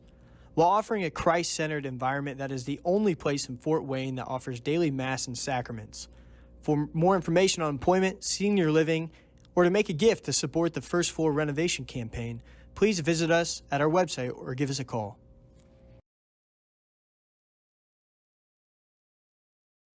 Hi, sports fans. Sean McBride here, inviting you to try the barbershop experience. St. Joe Center Barbershop, located at the corner of St. Joe Center and Maplecrest, prides itself on professionalism, cleanliness, and a family-friendly atmosphere. In their third generation of family ownership, they have a combined experience of over 125 years. Give them a call at 485-6981. It's my barbershop of choice. That's St. Joe Center Barbershop at 485-6981. You see them everywhere. That preferred auto bumper sticker. All makes and models. You ever wonder why? It's simple. We've worked hard over the last 30+ years to earn your trust. And with all the unknowns right now in the auto industry, we're still confident in one thing. With over $6 million in inventory, I'm sure we have the perfect vehicle for you. So stop by any of our 3 convenient locations and see what sets us apart from the rest. Preferred Auto. And we welcome you back to the second half of our doubleheader here at Bishop Dwenger High School. Saints taking on the Carroll Chargers. And it is the boys' turn as both boys' teams are on the court and getting their warm-ups in before they head back to the locker room, which they're doing right now. So we're a couple minutes away here. Eric Pete joined by Mike Kelly and Mason Vogelweed. And here, excited to bring you this one tonight, Mike. These two teams both looking for some traction in the SAC. The Saints off to a 3-5 start, but they've won 2 in a row. And meanwhile, the Carroll Chargers still looking to get their first victory of the year. They sit at 0-7 so far. Yeah, it's an interesting season. Carroll graduated a lot of seniors last year, and as we alluded to in the ladies broadcast, lost Jalen Jackson, one of their leading scorers, on a transfer to Northrop. So they're really rebuilding and lost their coach Marty Beasley to DeKalb. So Ryan Abbott, first-year coach from Eastside, has come in. Yeah. And really starting to put, trying to make his stamp on the program. And it takes some time. It really is. They're a young team. They do have some decent senior leadership on this team, but it really does. And the SAC is unforgiving. That's right. Comes, it's not the safest place to try to rebuild. No, and there's no gimmies. Yeah, and to your point, Dwenger start with a 1-5 start, but honestly had 2 games that they lost at the last second. In particular, the Concordia game with the half-court shot from Washington at the buzzer. But to go to Warsaw, beat Pendleton Heights pretty handily, and then to come back and beat Warsaw on their home court was what I would consider a pretty considerable upset. So it's Dwenger's an interesting team too this year because they graduated a lot of guards. They had a lot of guards last year, lost 6 seniors. The question was then, okay, who's going to play guard? They had a lot of height in their junior class and sophomore Preston Ross as well.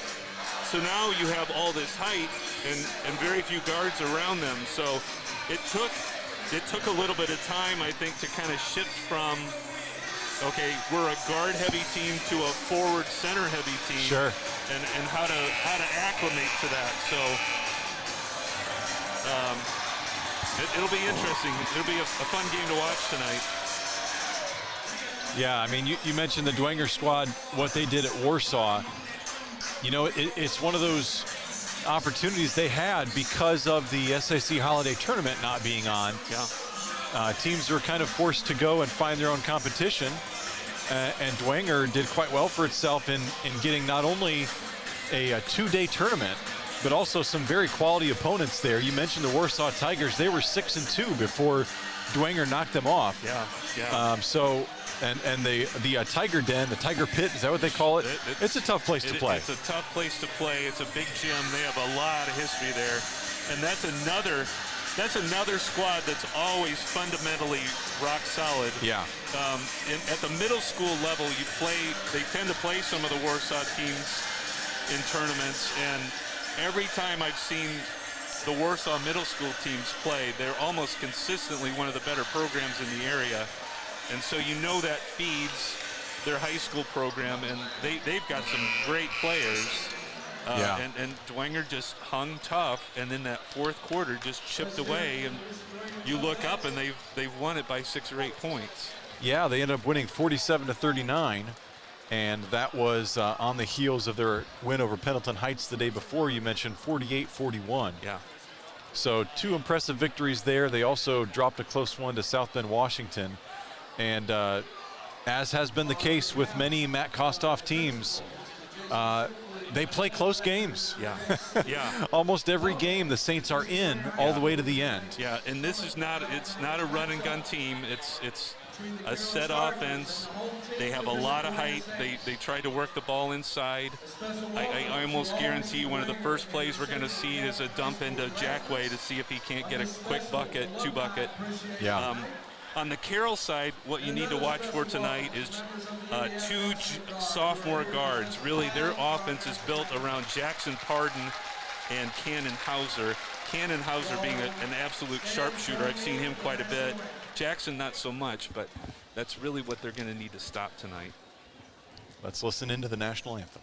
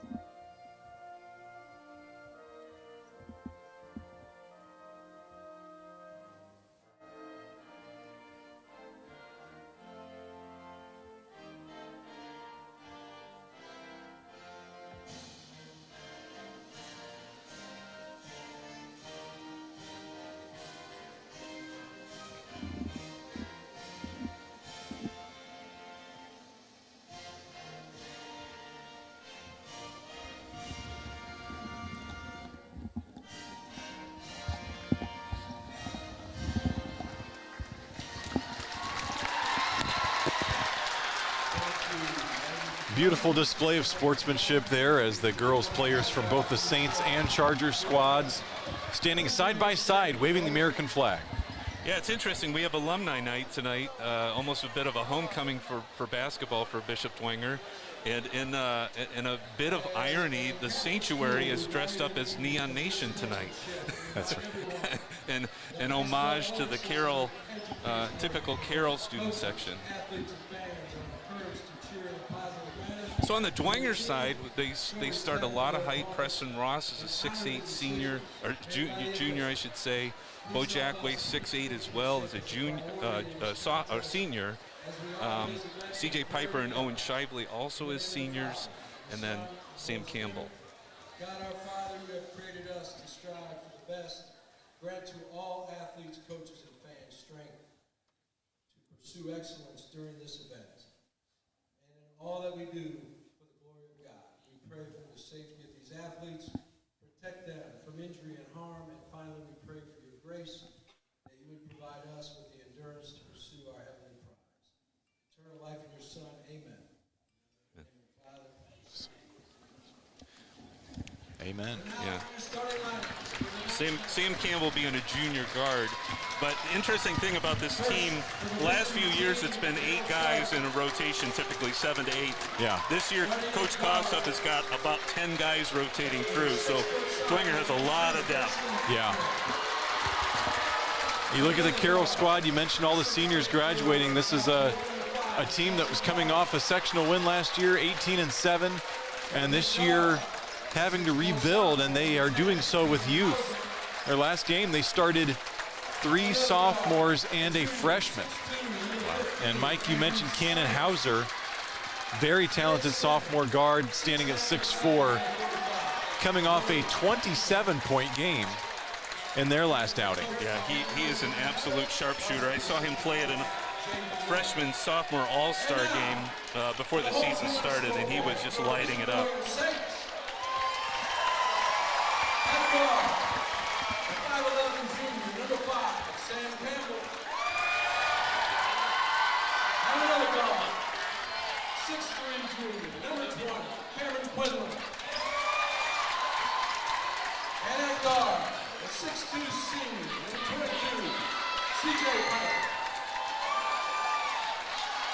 At center, a junior, he's 6'8", number 23, Preston Ross. Rounding out the starting five, the senior, 6'4" forward, number 32, Owen Shively. Your Saints. So your starters for Carroll: Hanson Hafner at guard, Cannon Hauser, Jackson Pardon, Andrew Sienish, and Logan Lankenow. Lankenow, the only senior starter, a 6'9" center that's committed to Wittenberg in Ohio. Interesting thing on the Saints side, Bo Jackway is not in the starting lineup, not dressed tonight. I think he's under a protocol we probably can't name by name, but I think everybody probably understands. I think you just did. Yeah, right. So we are set to go. It'll be Ross and Lankenow with the jump. 6'8" versus 6'9", and 6'9" wins that battle. Here come the Carroll Chargers.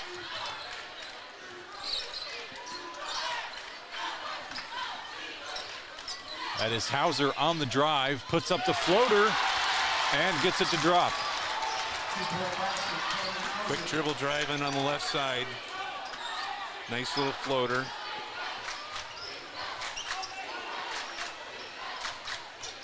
Ross controls it, Campbell top of the key.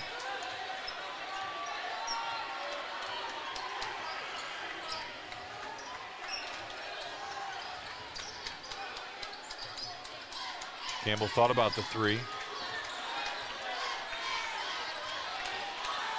And now fires from way outside and hits.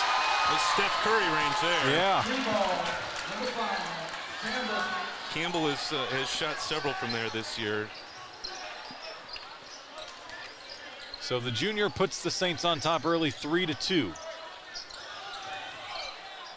Chargers on the drive.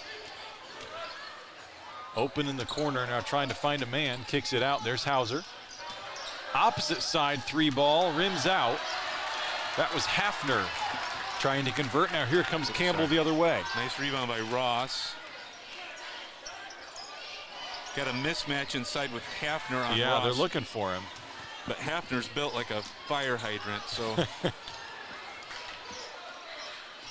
Ross out at the elbow, spins inside, kicks it out. Campbell, another long one. Off the back iron. Yeah, so Quinlan is in the starting lineup in place of Jackway tonight.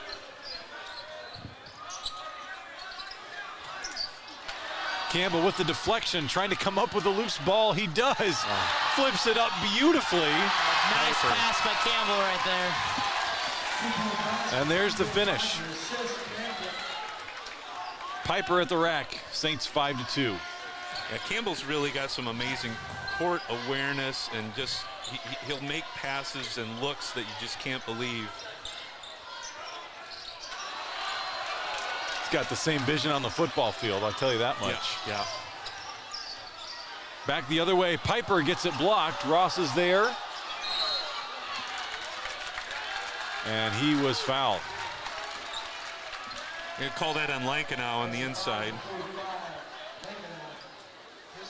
Interesting, his nickname was Twiggy for years. He was skinny would be an understatement, but he's put on some weight, I think, to get past the kind of the nickname, but then he grew his hair long, and now he looks like the 60s Twiggy, I think, with the hair.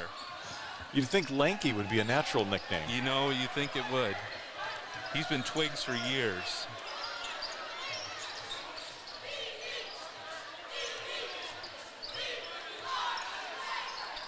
No look pass into the corner for the Saints, and three ball is good.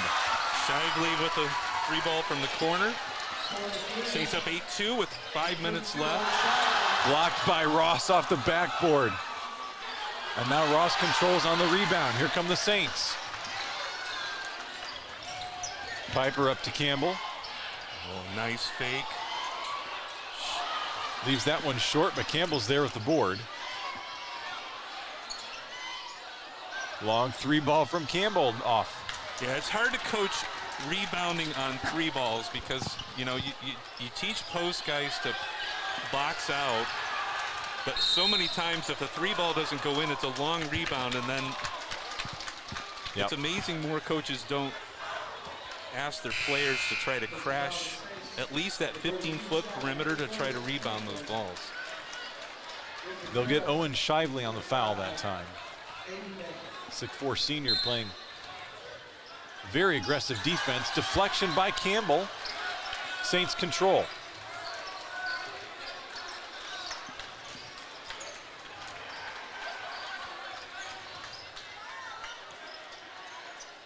Looking inside to Ross. Quick touch pass in.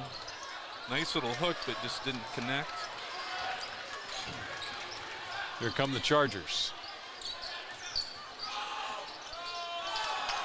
Pull up Jay, no good for Hafner.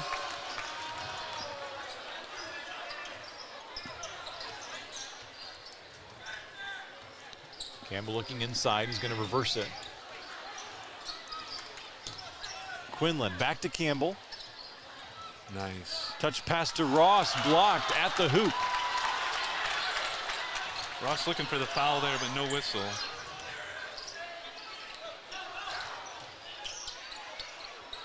Another nice step in by Shively to get the steal. A forward to Piper. Oh, nearly put it in. Ross with the board, no good. And Saints unable to convert. A couple of close calls there. They still lead 8-2. 3:14 to go in the opening quarter. Here's a drive and converts as bodies fall on top of him. That's Jackson Pardon. Yeah, he came in from the right side, drove baseline, and didn't go straight baseline, but kind of came into the middle of the lane and laid it in. Nice little move. Inside to Ross, gets good position, can't finish, and now it's Carroll ball. Another nice feed from Piper on the baseline there. Quick trigger by Pardon, off target. Here come the Saints. Campbell pushing, gets a deflection, and bodies on the ground. Carroll comes out of the scrum with it. Three-pointer no good. Here's Campbell. Both teams playing a frenetic pace right now. Quinlan in the corner.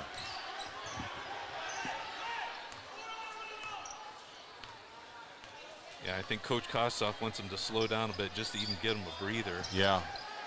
You know, reset. Like I said. Oh, no, they're getting good positioning inside. You think they want to give time for their offense to get set up so they can try taking advantage of the posting. Yeah. So this will be a fun match to watch. Piper on Cannon Hauser tonight. Yeah. Piper always guards their best scorer. He sticks to him like glue most of the time. But it's Pardon that takes the ball in for the bucket. One of those talented sophomores. Yep. Carroll within 2 now.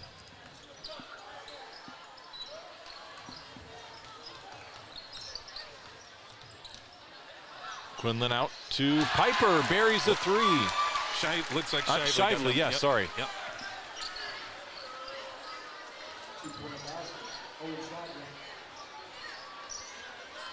Saints back on top 11-6. 1 minute and change to go in quarter number 1.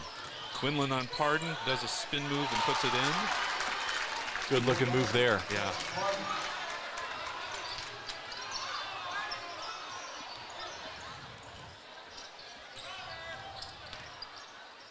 Good feed to Ross inside. Still can't finish at the hoop.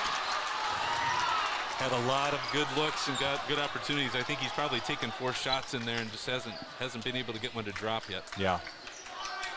But it's one of those as a coach, you're like, keep doing that because you know the shots are going to fall. Piper's finding him pretty consistently open underneath.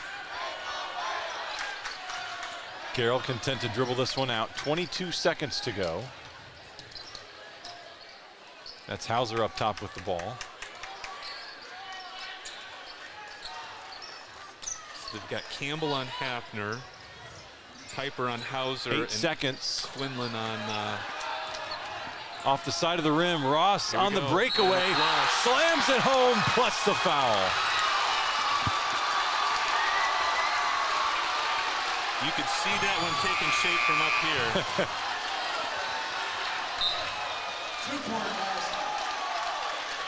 Kids call that the hoop and the harm, I think. That's right. Ross, unable to convert a lot of close bunnies, made sure that he wasn't going to miss that one. With the exclamation point.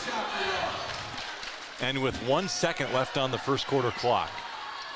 Free throw short, and that's your first quarter. 13-8, Saints on top by 5 after 1. We'll step aside, be back with second quarter action here at Bishop Dwenger High School. You're watching Saints basketball on BDHS Media Productions.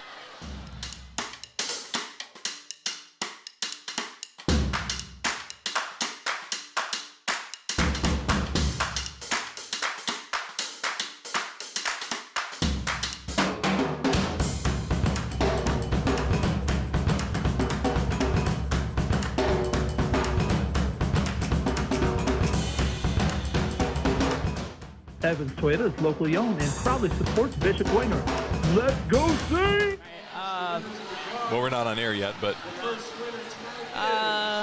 Or do you want to wait? We can wait. All It's right. only been 21 points. That was a quick first quarter. That was. That went here. Bishop Dwenger High School, a quick first quarter in the books, and that first quarter was there and gone almost as fast as the pace of play on the court. Yeah, it's interesting. Each quarter is only 8 minutes, but that was a quick 8 minutes. Yeah. Not a lot of whistles, only 3 fouls called, and a very frenetic up and back pace without a lot of whistled turnovers. Saints with some substitutions, so we've got Rocco Sioka, Henry O'Keefe, and Bo Jacque all into the lineup. Apparently he's not in protocol. Results of his protocol were greatly exaggerated.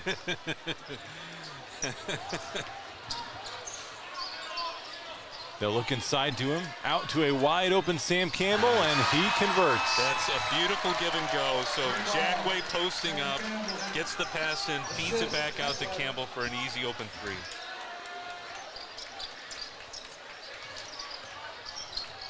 Carroll looking inside.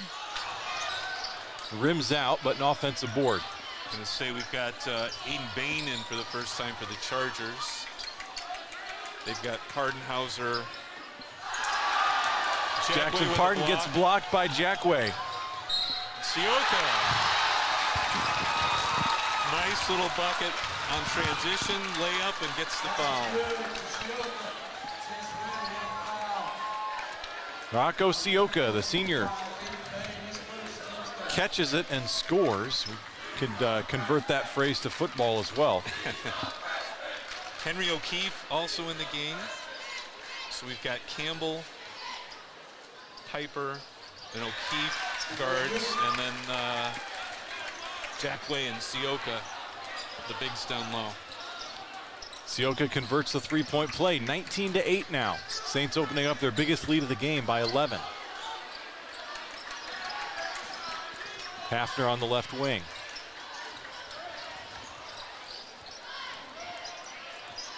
Boy, Bain looks bigger than 6'4" out there.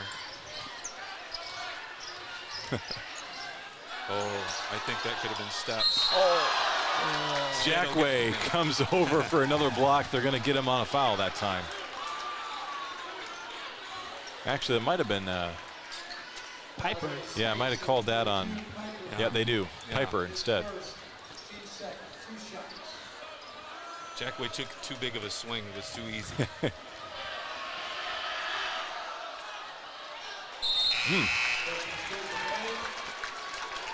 Yeah, Jacque doesn't commit cheap fouls. No, he makes them worth it. I think they call him Big Country. It's, I think it has more to do with his baseball than basketball, but it translates both ways. Big, strong player. 6'8". Uh-oh. Campbell with a no-look pass. It was in the vicinity of a couple Saints, but flies out of bounds. Yeah. I think Piper was lucky he didn't get hit by that ball. Right. He had no idea it was coming. So Cannonhauser has the ball up top. He's been quiet so far. Quick trigger from Pardon, no good. Another Campbell rebound. Looking to push it. Finds Jackway inside and puts that one in. Converts. With 3 guys around him, he just powered up through. That was kind of one of those tight end passes to the end zone. When you know you've got height, you just put it up and let him grab it and then make a move. Very effective. Pardon frustrated, quick pass into Bain and went through his hands into the cheerleader section. He's like, gotta be ready, guys. They're motioning Jackway over and having a word with them along with Coach Kostoff. It's probably a warning. Yeah, some type of warning. I was about to say, I love the energy and emotion that Jackway and Sioka are playing with. Yeah. You just have to make sure you don't take it too far. Yeah. 21-10, Saints in control here in the second quarter. 5:45 to go until halftime. Again, Campbell, Sioka, O'Keefe, Piper, and Jackway on the floor for the Saints. O'Keefe is going to fire from distance and leaves that one short. Here come the Chargers on the break. Hauser trying to get loose. Hauser's quick, but O'Keefe is about as quick of a guard as you'll find. Yeah. Guarding him. Three-pointer no good. Piper with the rebound. He'll take it down himself, looking to Sioka. Completes the alley-oop. Sioka was jumping up and down for about 3 seconds before they found him, and he is pumped up. That's what the coaches tell you. Make yourself visible. If you're open, make yourself visible. He did a nice job there. It's hard to miss the big 6'3" senior down low, and the Saints made sure they did not miss him. That was the tight end pass right there. There to you the go. tight end. Exactly. So Saints bursting out to a 23-10 advantage here in the second quarter. And if they keep this pace up, they're going to be on pace for the highest scoring game of the season. Yeah, very un-Dwenger-like pace. Yeah. It's usually we're looking at 40 points a game, 40 to 50. Right. We're already at 23 with 5 minutes left in the second. Dwenger comes into the game averaging just under 50 points a game, giving up 52 a game. And did not even reach the 50-point mark in their 2 victories. So it was defense was more their calling card at that Warsaw tournament. Yeah, they have played really good defense this year, and I think that's a function of having that much height. Yeah. Well, this will be fun to watch too. Jackway and Lankenau. Hauser floats it up, no good. Jackway's there for the rebound.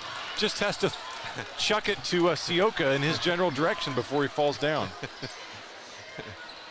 He is a fun player to watch. He's also known for ripping the ball out of the air with one arm and then just kind of doing a back and forth with the elbows. He got called for that at Warsaw.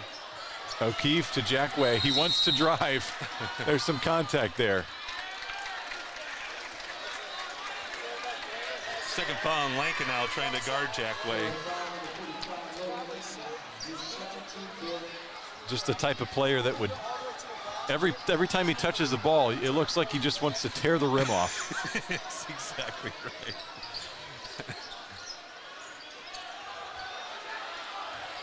Inside, nearly poked away. Now Jackway's got it, drives baseline, spins. Can't quite hook it in. Yeah, nice little hook shot. Good look.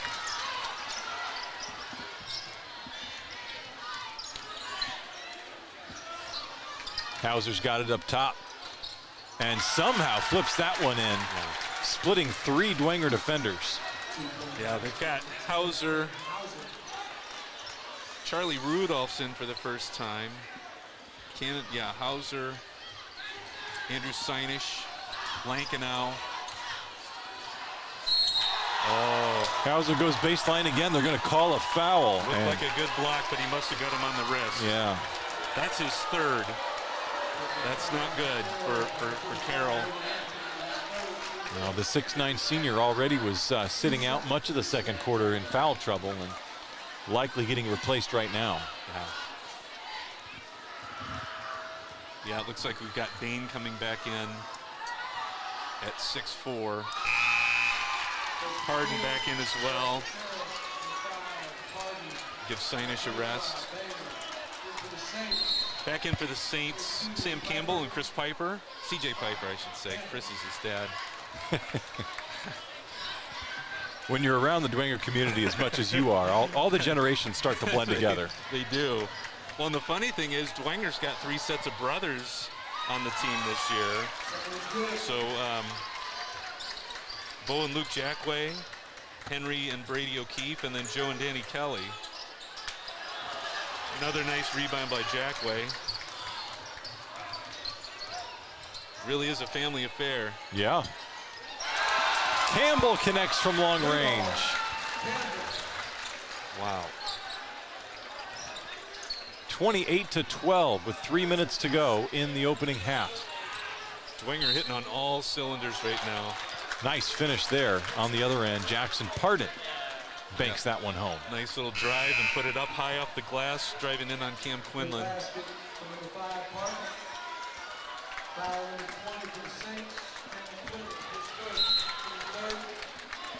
Joe Kelly in for the first time.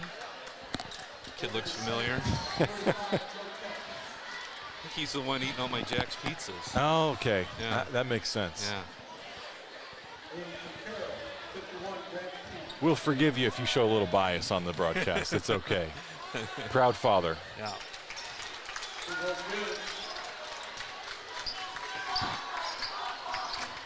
Here come the Saints, up 13 points here, 3 minutes to go in the second quarter. Ooh. Piper made a nice back cut, had him beaten. Campbell just couldn't quite pull the trigger and get him the pass.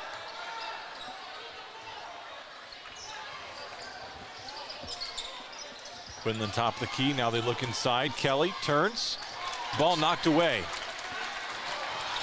And a loose ball, here come the Saints. Oh, they call it ball. Could have been an easy charge call, but they got, so it's Grant Peterson for the first time. So he's a sophomore, actually played the JV game Monday night. Another young sophomore, but good player. He also played in that All-Star game with Cannon Hauser. So Piper gets the call to go in his favor. They'll call it a non-shooting foul, and here's Dwenger on the possession.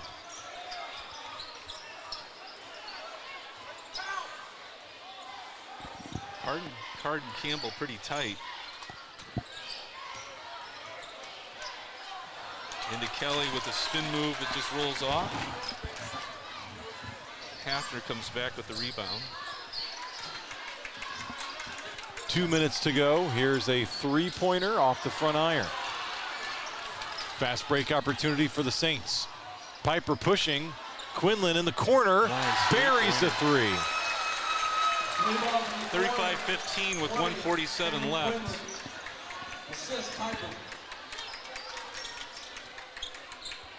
Like the PA announcer calling out assists too. That's just good. Yeah.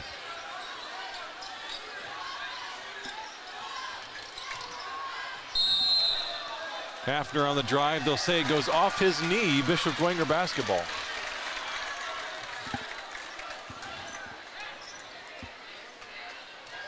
Another example of the strong Dwenger defense. It's they really, Carroll's having a tough time getting anything inside.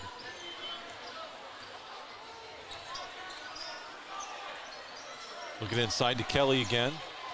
Spins, that time blocked, looking for the foul call. Instead, here comes Carroll. Yeah, Peters with a nice block. Oh, like his feet shuffled, but they didn't call it. Shively comes up with the rebound. Quinlan to Kelly, off the rim.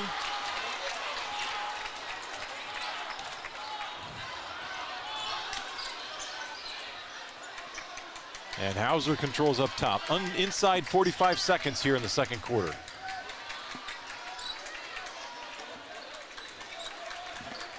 Hafner content to dribble this one out. Play for the last shot likely. Although the Saints try to steal the ball. Nice hustle there. Piper winds up in his grandpa's lap in the front row. Good hustle trying to save that steal. Nice family moment. 20 seconds now. Hafner to Hauser. Passes up to 3, and the floater falls. That's his second nice floater he's put up and connected on. Here comes Campbell with 7 seconds. Trying to screen to get him open. He's going to drive to the bucket instead, and he Wow. gets a floater off the glass. Beautiful touch by Sam Campbell, and that gives Bishop Dwenger a 16-point lead at the half. It's 33-17, Saints on top of the Carroll Chargers here at Bishop Dwenger High School. We'll step aside, be back with our halftime show. You're watching Bishop Dwenger basketball on BDHS Media Productions.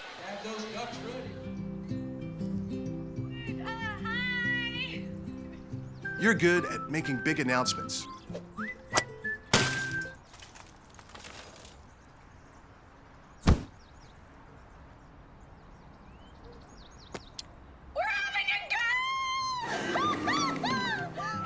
We're good at your insurance. Start with Indiana Farm Bureau Insurance, online, over the phone, or in person, and stop knocking on wood. Tippmann Group is a family-owned business that's proud to call Fort Wayne home. We build cold storage facilities all around the United States, run one of the largest cold storage companies in the nation, and lease office space in Fort Wayne, like inside the Lincoln Tower. Hi, I'm John Tippmann, president of Tippmann Group, and our family has been part of the Bishop Dwenger family for many years. We are a proud supporter of Dwenger Athletics. Go Saints! St. Anne Communities is a senior living community including a rehabilitation center, memory and dementia care, assisted and residential living, as well as a nursing facility that served the community for over 54 years. While offering a Christ-centered environment that is the only place in Fort Wayne that offers daily mass and sacraments. For more information on employment, senior living, or to make a gift to support the first floor renovation campaign, please visit us at our website or give us a call.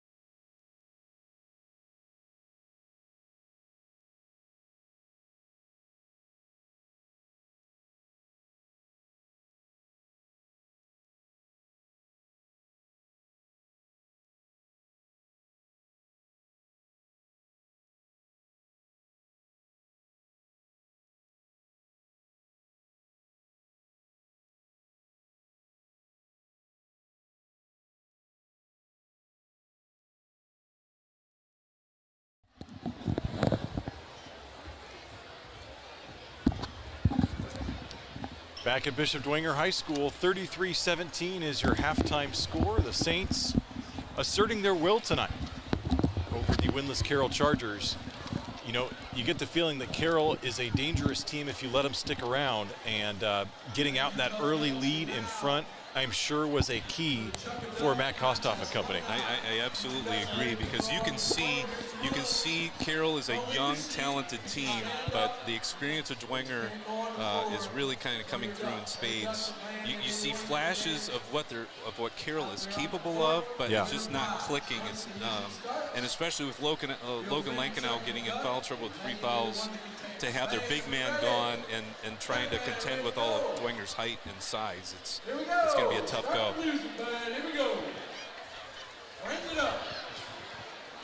All right, as they play their halftime toss here, let's go ahead and check in with Mason Vogelweed on some first half stats. What do you have for us, Mason? Well, Bishop Dwenger going off with a pretty strong start. Campbell racking up 11 points already. He's made 3 3-pointers, and that last-minute bucket there at the end really is helping him. Rocco Sioka also having a strong start. He's gotten 4 points. Owen Shively, he's hit 2 3-pointers already, so he's got 6. And pretty even in the rounds for Bishop Dwenger starters. With Carroll, Pardon has been putting up, he put up 8 points, so he's been really putting in points for Carroll. And Hauser also, he has 6. And like you said, Carroll needs to step up their game. They're not clicking as well. And a little too many fouls that I think their coach would like. And I think a lot of that has to do with the defense of the Saints, particularly on Hauser, just not letting him get open looks. Yeah, and they put Piper on him, and he really did a nice job in that first half, as well as Henry O'Keefe really did a nice job defending. And you think about the Saints scoring 33 points, well above their average in the first half. They missed, I'll bet, between Ross and Kelly, 8 shots underneath that were right underneath. Sure. They could easily be at 40, 45, or 50 if those buckets go in. But you hate to say, you hate to pick on anything, but right. There's even more opportunity there, and they're still up 16. So it really says a lot about how well they're playing right now. Well, and I think, as you mentioned, the size and the physicality are definitely to Dwenger's advantage, and it's paying dividends right now on both ends of the court. Defensively, it has been tough going for the Carroll Chargers when they try to drive to the basket. Jack Way has a couple big blocks already. And then on the offensive side, they're getting a lot of those close looks, as you mentioned. Some of them they have not converted, some of them they have. But it almost seems like they're able to get into the paint at will. Yes, yeah. Those were the exact words I was going to say. Is they seem to be asserting their will inside. Even when Lankenau was in there, they just kept pounding the ball inside, and that's why he's in foul trouble. That's one of the things you want to see as a coach. Not only do you want to play to your strengths, but if you can get that, their bigs in foul trouble, that only gives you more advantage as the game goes on. And I think we saw that at the toward the end of the second quarter, I should say. Yeah, and despite his stature at 6'9", Twigs or Lanky, like I'll call him, Lanky still doesn't have the beef down low that guys like Jack Way and Sioka have. Just physically imposing figures. Yeah, and he's beefed up. I mean, to give him credit, sure. He's hit the weight room, and he's much more of a physical presence this year than he was last year. But like I said, it's when you're contending with 2 or 3 other people, same height and more weight than you, it makes for tough going inside. So 3 minutes to go until the third quarter starts. Teams coming back out onto the court here. Yeah, Bishop Dwenger, they're one of those teams, they always kind of start the season later because they've got the football guys coming in. I think the way they schedule their the beginning of their season, they're kind of building in the possibility of the Saints football team, having that late tournament run. Yeah. And, about almost, it seems like almost half their roster are guys that play football. Yeah. So it's interesting watching them every season because of that late start. Sometimes it seems like they're a little bit behind other teams in terms of their development and how they're coming together. And I think that maybe we saw a little bit of that early on this year. It is, but especially like the Homestead game. It's the second game for the Saints, and I think it was the 5th game for Homestead. Right. So not only are you playing one of the top teams in the state, but they're 3 games ahead in terms of game experience and a team meshing, and it takes a while for those pieces to really gel up. Right. And so I think you're starting to see that happen now. With a 1-5 start, they're looking at, if they win tonight, a 3-game win streak that puts them within striking distance of 500. You got to be happy as a coach. Yeah. To see that kind of improvement.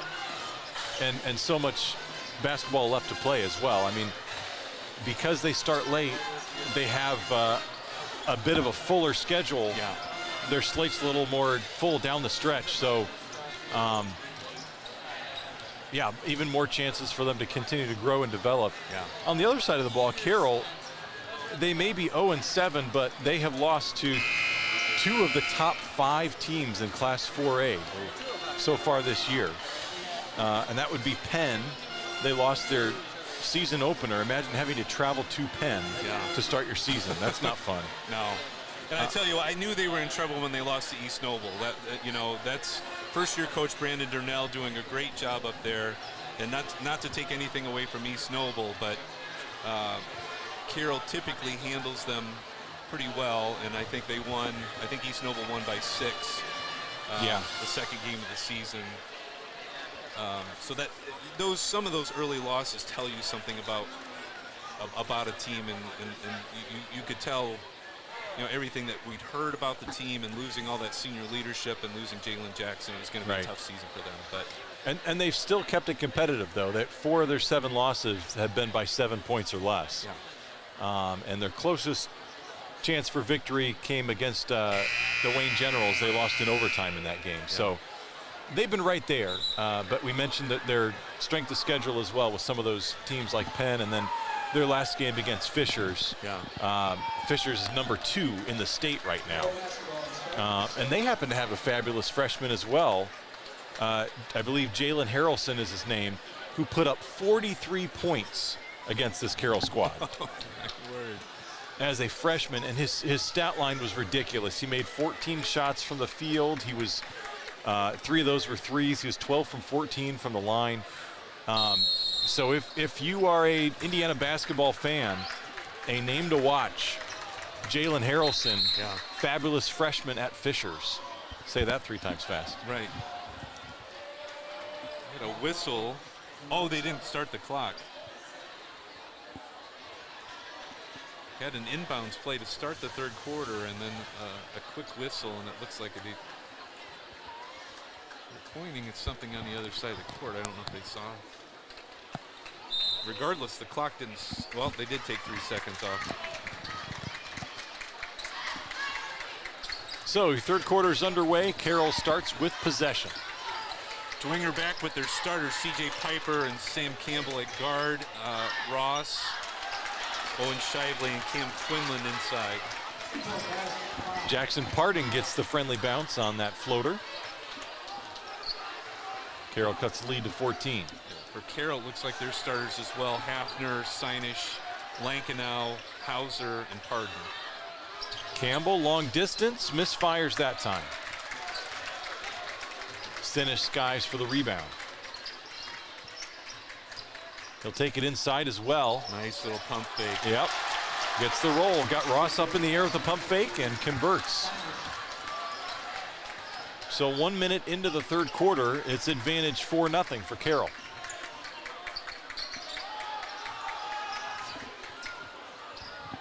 Campbell gets the screen, fires it back. Shively, nice little 15-foot jumper on the baseline. An underappreciated shot in high school, in my opinion. I was about to say that. A lot of kids you'll see either try to force that from 3 or drive it all the way to the bucket. Nice move, or nice box out by Ross on Lankenau to get that rebound. Campbell feeds him for a nice, easy lay-in. Ross converts. Saints lead back up to 16.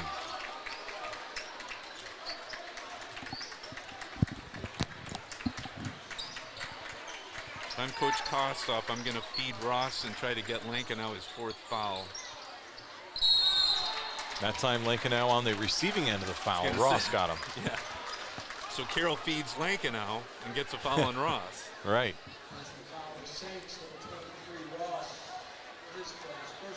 Just his first foul, and we mentioned off air, not a lot of fouls in this game. No. It's been played pretty clean and fast. Yeah.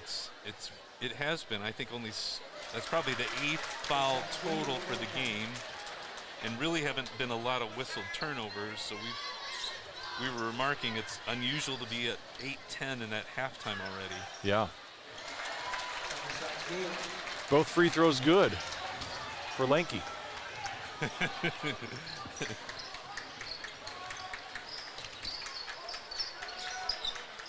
Ross has it top the key over to Campbell. He's really improved his footwork too. Lankenau has.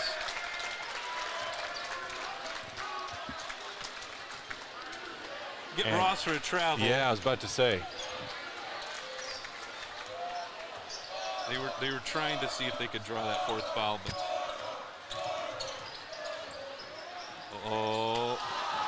Lankenau can't quite hit it. Tried the reverse lay-in and just sat on that rim. Yep. Campbell speeding his way all the way down to the bucket, but can't get it to fall. Now here comes Carroll. Nice fake, step back, and conversion. Pardon me, says Jackson. Now you have the punt. I know. I can't help it. You couldn't. There's times you just have to do it. So 37-25, the Saints see their lead cut to 12, and they'll take a timeout here in the third quarter. 5:17 to go. And we'll keep things right here. You know, for the Saints, as you look at their roster, only 5 or 6 seniors on it, and a lot of talent in that junior class. Yeah. Yeah, that's even playing 8 to 10. There's several guys, the younger guys, that aren't seeing a lot of playing time. That's typical. I mean, that's on a 12-man squad. You're going to have some of that. Sure. Especially in a COVID era. You know, last year they carried an extra player, knowing they were going to lose players throughout the season for protocol. But this year, actually, I think we're running 13 this year, aren't we? Campbell converts. I'm counting 12. 12, all right. Yes, we are at 12 now. We started the season with 13. Okay.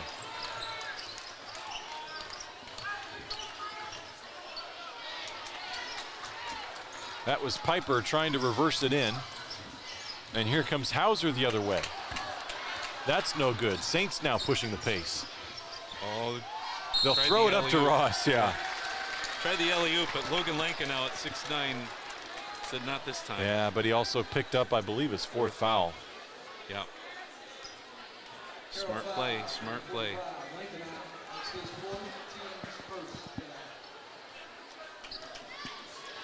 He's doing that awkward shuffle away from the basket, waiting for his coach to pull him out.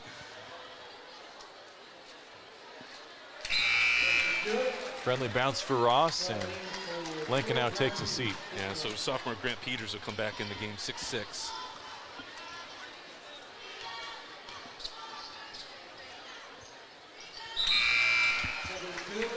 Ross hits a pair, and he will sit, replaced by Jackway. Interesting thing about Peters, too, in that JV game Monday night, he had, I think, 2 3-pointers. So not only is he a good interior player, he's got a nice 3-point shot. Be interesting to watch him the next couple years. Yeah. Another interesting thing for Carroll, Jair Sampson, who's a freshman guard, I don't see him dressed tonight, so I wonder if he's out, either injury or protocol. Quite a playmaker and driver to the bucket, and I think he's had some good success already. Quinlan in the corner, he's going to spin, and they're going to call a foul there. Yeah.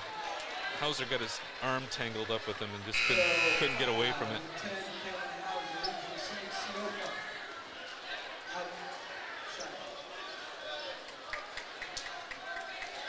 Shively out and Sioka in, as well as Bo Jackway. They'll throw it up to Jackway. Out to Quinlan for 3. Nice. Perfect shot. Leads up to 20. And a timeout by Carroll, 45-25. Saints clicking on all cylinders tonight. And we'll step aside with 3:50 to go in the third quarter. You're watching Bishop Dwenger basketball on BDHS Media Productions.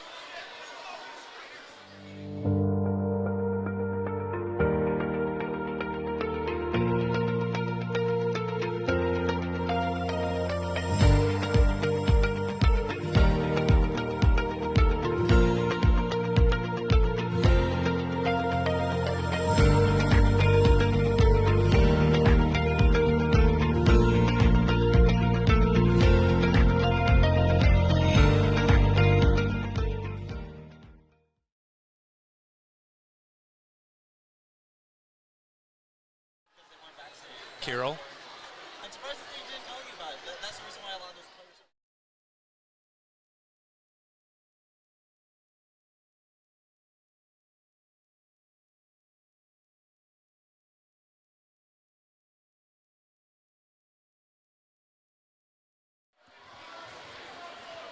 are. Back at Bishop Dwenger High School and out of the timeout. Yeah, we saw an animated coach for Carroll, Coach Abbott, was barking at the referee after that timeout, and there was quite a bit back and forth. I think the end of the discussion was, yeah, you've only called 4 fouls on him the whole game. So he's picked up on the same thing that we have, that it's been a physical game, but they haven't really called a whole lot. Yeah. And he feels like they're on the losing end of that.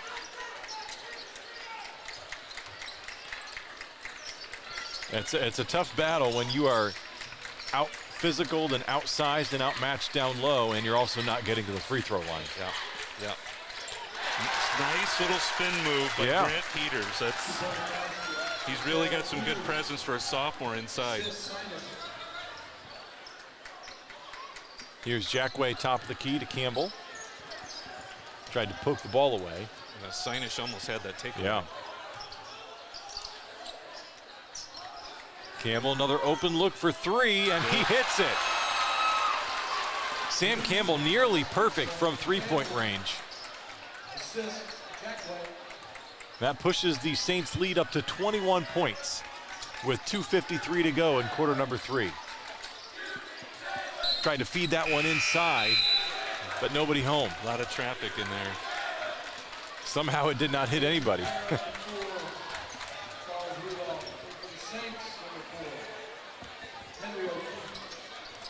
O'Keefe back in the lineup for the Saints. We've got Campbell and O'Keefe, Sioka, Jackway, and Piper.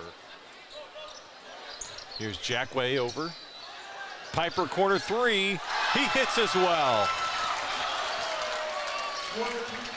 It's a 3-point party here at Bishop Dwenger. Some nights it just seems like you can't miss, and this is one of those nights. That's right. Hauser tries another floater. This one no good. Jackway controls. Alley-oop to Sioka. Can't quite hit it, but a fight for the rebound. How about that? Piper puts it up. Again, no good. Campbell controls it. O'Keefe with a nice tip out. Campbell tried to squeeze that one in. Yeah. Would have been a beautiful no-look pass. Another deflection. He's got kind of a signature overhead pass with one hand that kind of goes over his head.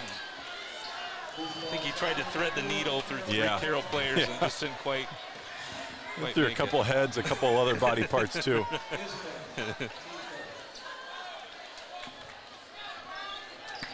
Jackway fouled on that last drive to the basket. So that's Hauser's. Is that Hauser's first? No, that's Rudolph's first foul. So 3 team fouls for Carroll this half, 1 for Dwenger. Nice. O'Keefe finds Piper. Campbell fakes the 3, fires it, banks it home. When you're hot, you're just hot. You're just hot. Just keep shooting. Campbell has 20 points on the night already. Wow. He just keeps on hitting those. Hauser for 3. And that's one of the few clean looks that Hauser has had all night. All night. Yeah, testament to the Saints defense. Yeah, Piper and O'Keefe have both really done a nice job on guarding Hauser. And that was the game plan coming in. They knew Hauser and Pardon were the 2 offensive weapons, and they said, you know what, if we can stop those 2, we've got a really good shot. Trying to feed Jackway inside. Now it's out to O'Keefe for 3, and he hits as well. The Saints can do no wrong tonight. 27-point lead with 37 seconds left. In the third quarter. In the third quarter.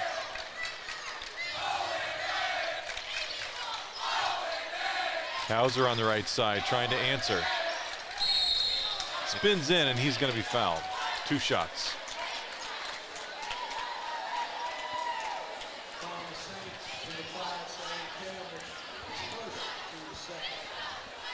This is a fun Saints team to watch. I'll just say that much right now. Yeah. And that's that was one of those fouls where you know, sometimes the coach plants the seed. You're not calling the fouls, and it's almost a makeup call. Yeah.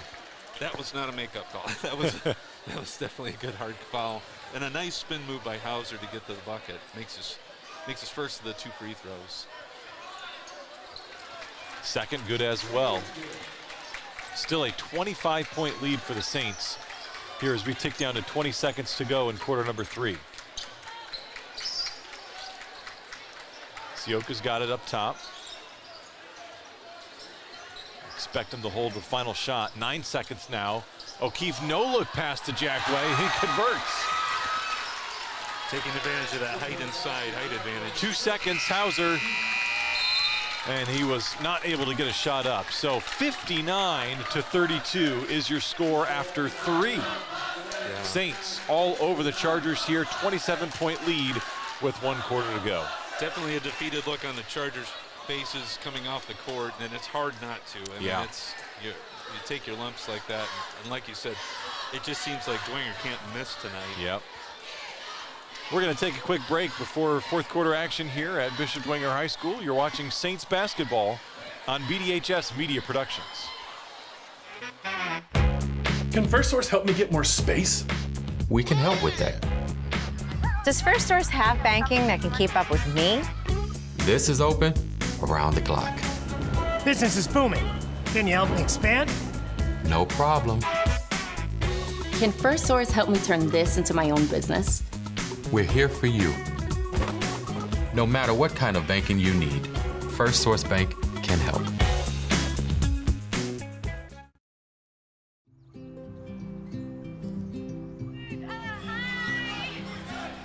You're good at making big announcements. That Carroll may have had one of their players out for COVID, and several other players out with protocol. So even if you have those players back, you're missing conditioning time, and you know that's got to hurt. Got to hurt a team as well. Yep. It's unfortunately part of the landscape now, and something that all teams have to deal with and grapple with.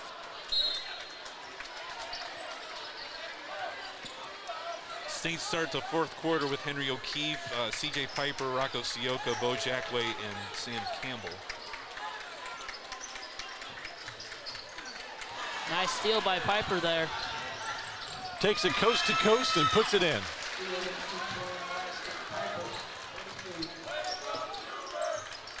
Hauser quickly the other way. 3 ball no good for Charles Rudolph. Another unusual open look. Dwinger's really had good defense tonight as well. Hafner finds an open Hauser, and he rattles that one home as well. Yeah, Sioka was on him. I don't know if there was a switch out there, but normally you see Piper on Hauser. Yeah.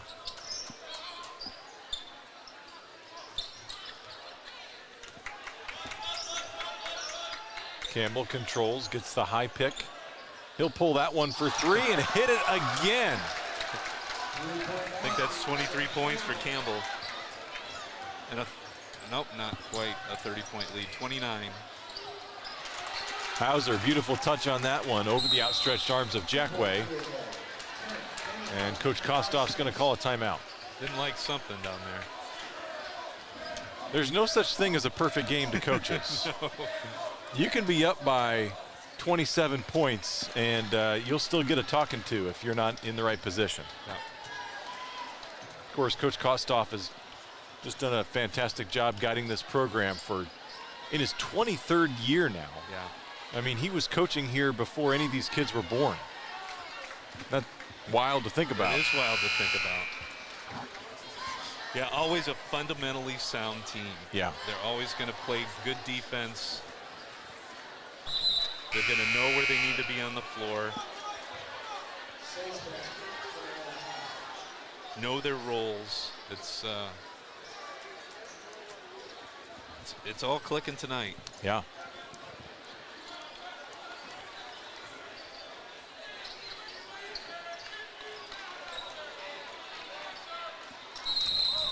So 6:47 left on the clock. Now some full court man-to-man from Carroll.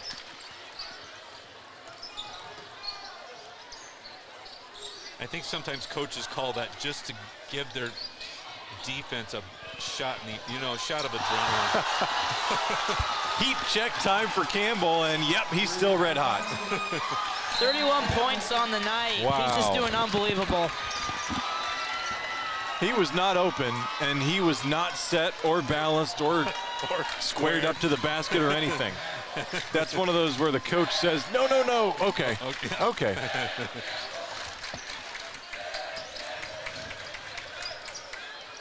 We'll see if he tries it again. Instead, he'll throw the oop to Sioka. Can't quite finish, but Jackway cleans it up. Carroll timeout. Yep.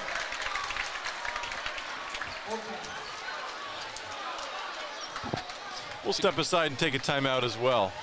You're watching Bishop Dwenger basketball on BDHS Media Productions.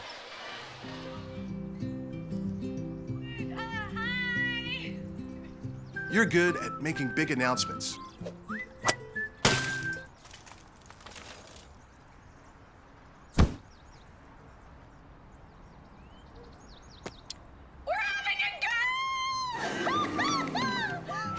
We're good at your insurance. Start with Indiana Farm Bureau Insurance, online, over the phone, or in person, and stop knocking on wood. Back at Bishop Dwenger High School, 69-37. It is a 32-point advantage for the Saints tonight over the Carroll Chargers. Trying to remember, is it 35 points in basketball where they go? Did they go running clock? You know, that's a good question. I'm not sure what the mercy rule is in basketball. I think they just implemented it this year. I might be mistaken, but we might find out tonight. In case you're wondering, this is already the Saints' highest scoring output of the season. Their previous high was 64 against Marion, and it took them overtime to get that high. So we've got quite a few new players in for Carroll. Got number 11, Aiden Rietdorf. Number 14, Michael Carcione. Aiden Bainan back in. And number 33, Cameron Lentz. Jackway sacrifices his body to save that possession, calls a timeout.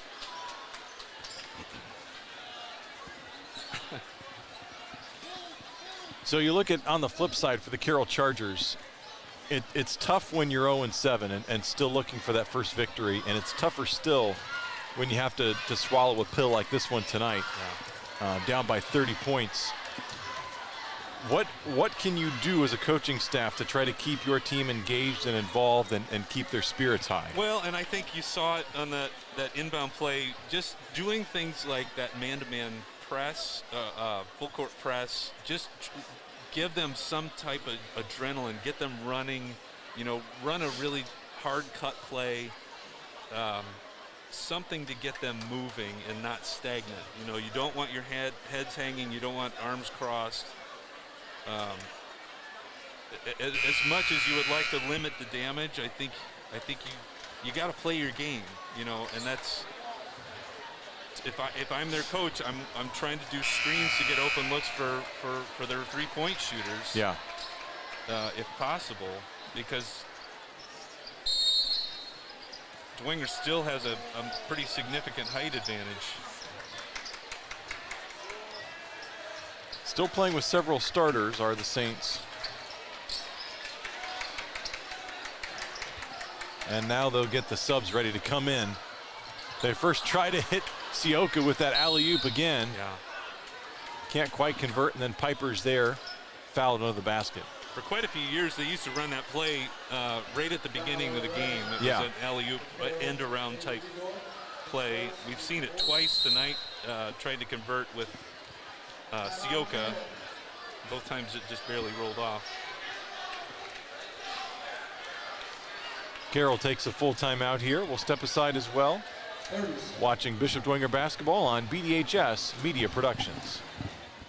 Tippmann Group is a family-owned business that's proud to call Fort Wayne home. We build cold storage facilities all around the United States, run one of the largest cold storage companies in the nation, and lease office space in Fort Wayne, like inside the Lincoln Tower.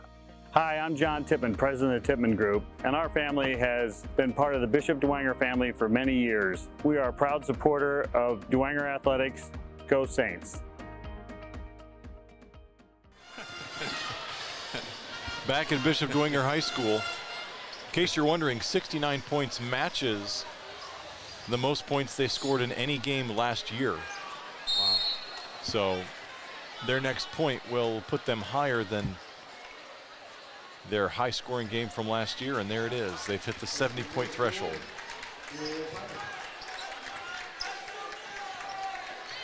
Piper with his 8th point. Brayton Thomas with a nice rebound in the game for the first time. And now he's going to the line.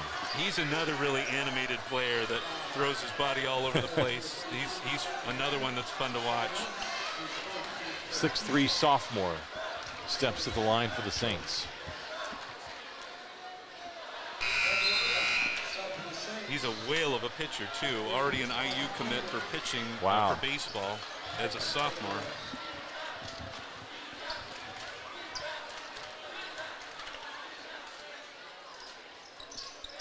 Hits the second one. Almost a left-handed shot put type Yeah. throw he puts up.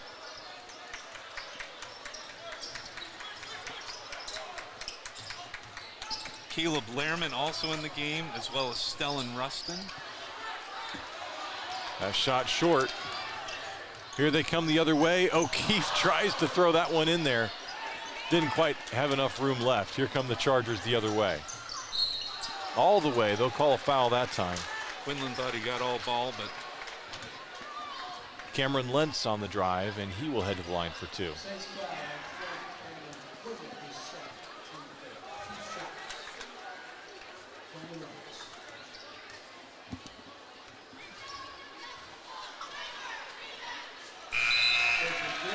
First shot is good.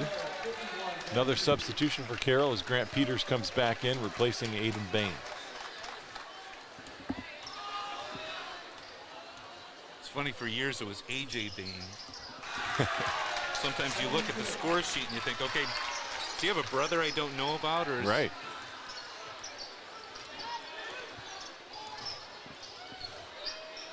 Artist formerly known as A.J. Rustin almost took a 3.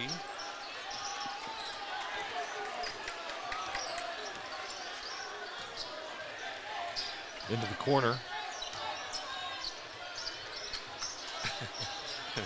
Quinlan fakes, looks, finds O'Keefe top the key. O'Keefe can't convert, back the other way.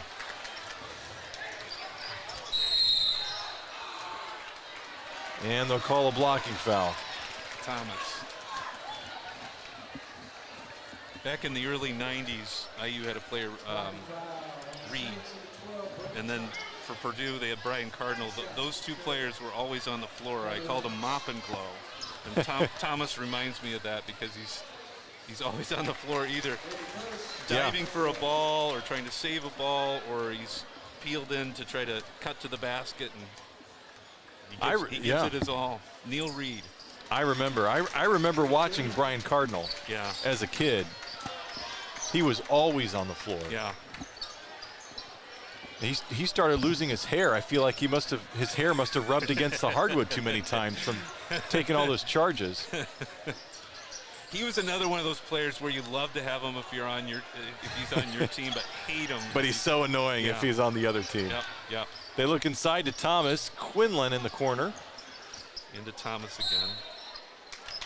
And they call travel. Neil Reed, of course, was the infamous player who had the choke from Coach Bobby Knight. Yeah. Nice. Poked away by O'Keefe. Good luck catching him. Flips it up, can't quite get it to fall, but he'll head to the line for 2. Yeah, he's had a couple right into the bucket that he somehow got up and around in a viable shot.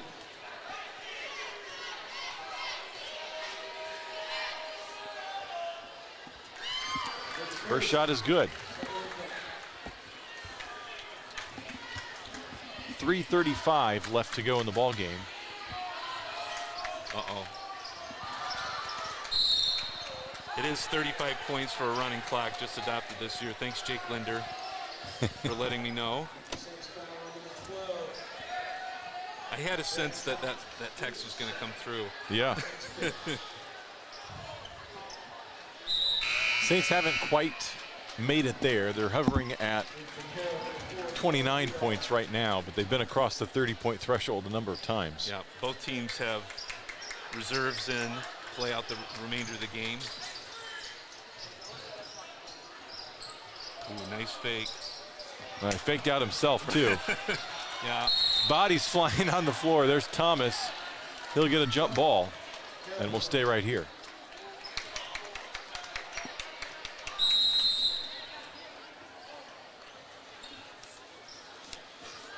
Timeout on the floor. And we will step aside as well. You're watching Bishop Dwenger basketball on BDHS Media Productions. Hi, sports fans. Sean McBride here, inviting you to try the barbershop experience. St. Joe Center Barbershop, located at the corner of St. Joe Center and Maple Crest, prides itself on professionalism, cleanliness, and a family-friendly atmosphere. In their third generation of family ownership, they have a combined experience of over 125 years. Give them a call at 485-6981. It's my barbershop of choice. That's St. Joe Center Barbershop at 485-6981.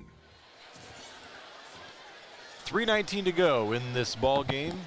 Saints have this one well under control. And trying to put the finishing touches on this, what will be their third straight victory. Good showing on BD Alumni Night. Nice to have some of the alumni back in the gym. It's interesting.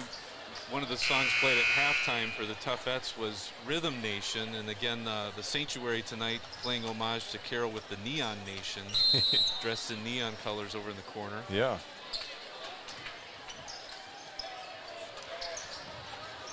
Quick three on the other end, and it's good. That falls for Rudolph. Yeah. I thought Hauser was out there for a second. Right.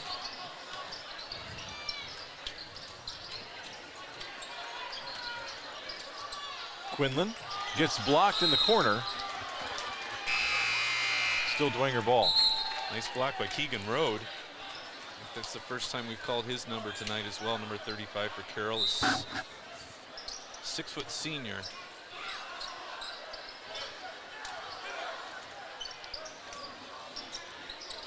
O'Keefe circles around looking inside for Caleb Lehrman, but throws it away.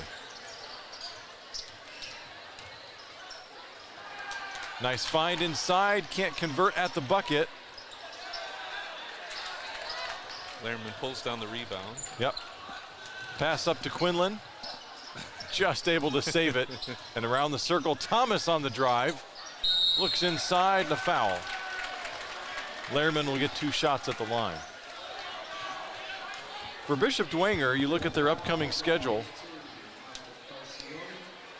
They've got 3 and 6 New Haven coming up next, and that game will be at home on next Wednesday. And then next Friday, their third and final straight home game of that 3-game stretch, hosting Wayne. And we will have that broadcast back here on BDHS Media Productions. So a couple very winnable games coming up for Bishop Dwenger. Chance for them to get back to 500 and even up above 500 if they can win these next 2. Yeah, it's interesting. I thought New Haven was going to be a tougher team this year. They've got one of the better big men in the state. But they played a tough schedule, I believe. We had a nice victory at New Haven last year. Yeah.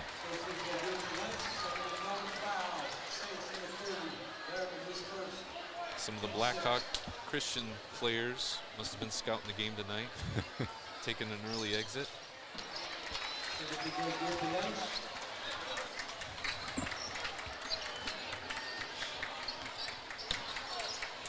Hey, nothing compared to you scouting out the JV game this week.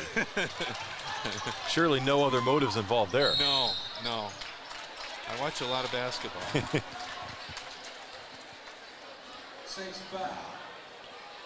Scouted the JV just to get prepped for this broadcast.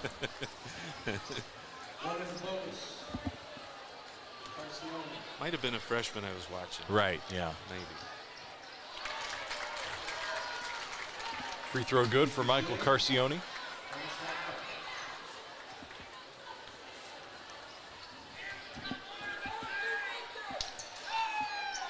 That one no good.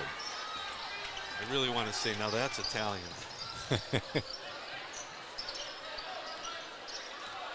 I've heard of putting some English on the ball when you shoot it, but Italian's a new one for me. O'Keefe looks inside to Thomas. Spin move up and under. Can't get it to drop, but a nice follow there. Nice rebound by Lehrman on the other side of the bucket. 75-49, minute and a half to go. Yeah, just when you think you get the bigs off the floor, we wheel another couple out. Yeah. Thomas and Lehrman, both sophomores. Here comes Thomas, threw the ball away and converted at the other end. Carcioni stuck with the play.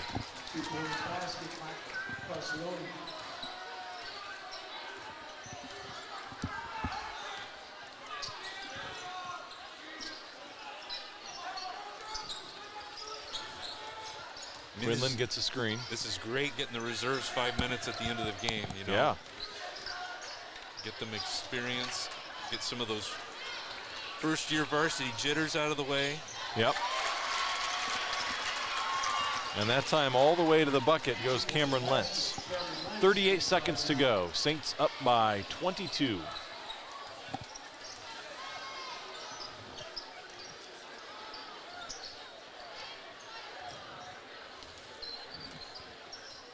And Quinlan might just dribble this one out.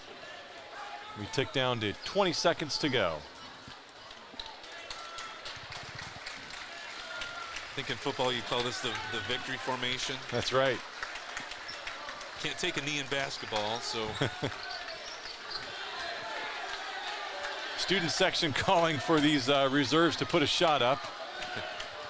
And they'll hold on to the ball. There's your final buzzer, folks. 75-53, the Saints coming away with a 22-point victory over the Carroll Chargers here at Bishop Dwenger High School. We'll take a quick break and be back to wrap things up. You're watching Bishop Dwenger basketball on BDHS Media Productions. St. Anne Communities is a senior living community including a rehabilitation center, memory and dementia care, assisted and residential living, as well as a nursing facility that served the community for over 54 years. While offering a Christ-centered environment that is the only place in Fort Wayne that offers daily mass and sacraments.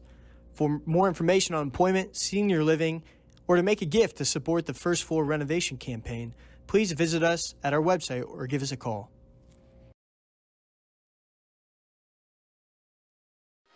We are back at Bishop Dwenger. Saints coming away with a 75-53 victory here, bringing their record to 4-5 and giving them a third straight win. So nice looking win streak for the Saints, and they'll look to add to that next week with very winnable games against New Haven and Wayne. But first, we'll take us a final look at the stats with Mason Vogelweed. Take it away. Yeah, Sam Campbell just blew this game away. He had 31 points. He did very well at the three-point line. Got close to double digits on that. Next, I would say C.J. Piper, he got 8. Owen Shively, he also got 8. Bojakwe, he ended up with 7. Preston Ross, he got 6.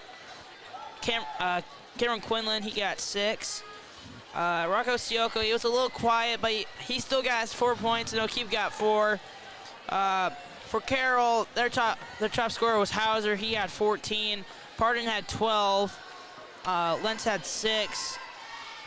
And yeah, Bishop Dwenger, a really good night. They were hitting on all cylinders for sure. And speaking of hitting on all cylinders, Sam Campbell, that cylinder was looking pretty big for him tonight. Couldn't miss. It must have looked like the size of a 55-gallon drum up there, the way he was throwing the ball into it. But yeah, give credit. Nice distribution, even with Campbell getting 31, to have multiple players 8, 6, and 10. Again, it shows the depth and the versatility of the Saints, and they really do seem to be clicking well, and in particular tonight. Yeah, the depth is there, and you get the feeling that any one of those guys could explode for a big night. Tonight happened to be the night for Mr. Sam Campbell. Yeah. 31 points, and just a brilliant shooting display here at Bishop Dwenger High School. Yeah, and give credit to the Dwenger defense too, to keep Pardon and Hauser, the two that they were keyed on, to 14 and 12. There's a reason why you win by 22. You limit their two top scorers to 14 and 12, and you go home pretty satisfied with the overall game you put on tonight. Saints putting 75 points on the board. As we mentioned, that's their highest of the season and higher than any game of last season. So offensive fireworks here at Bishop Dwenger High School. We thank you for joining us tonight. Be sure to tune in next Friday night, because Bishop Dwenger will be back home taking on the Wayne Generals, and we'll have that game for you right here on BDHS Media Productions. So that's going to do it for us here at Bishop Dwenger High School. For Mason Vogelweed, for Mike Kelly, thank you guys for stepping in. It's been fun tonight. It has been fun. Appreciate the opportunity. Absolutely. I'm Eric Pete. Thanks for watching tonight. And be sure to join us next Friday night for more Bishop Dwenger basketball right here on BDHS Media Productions. God bless.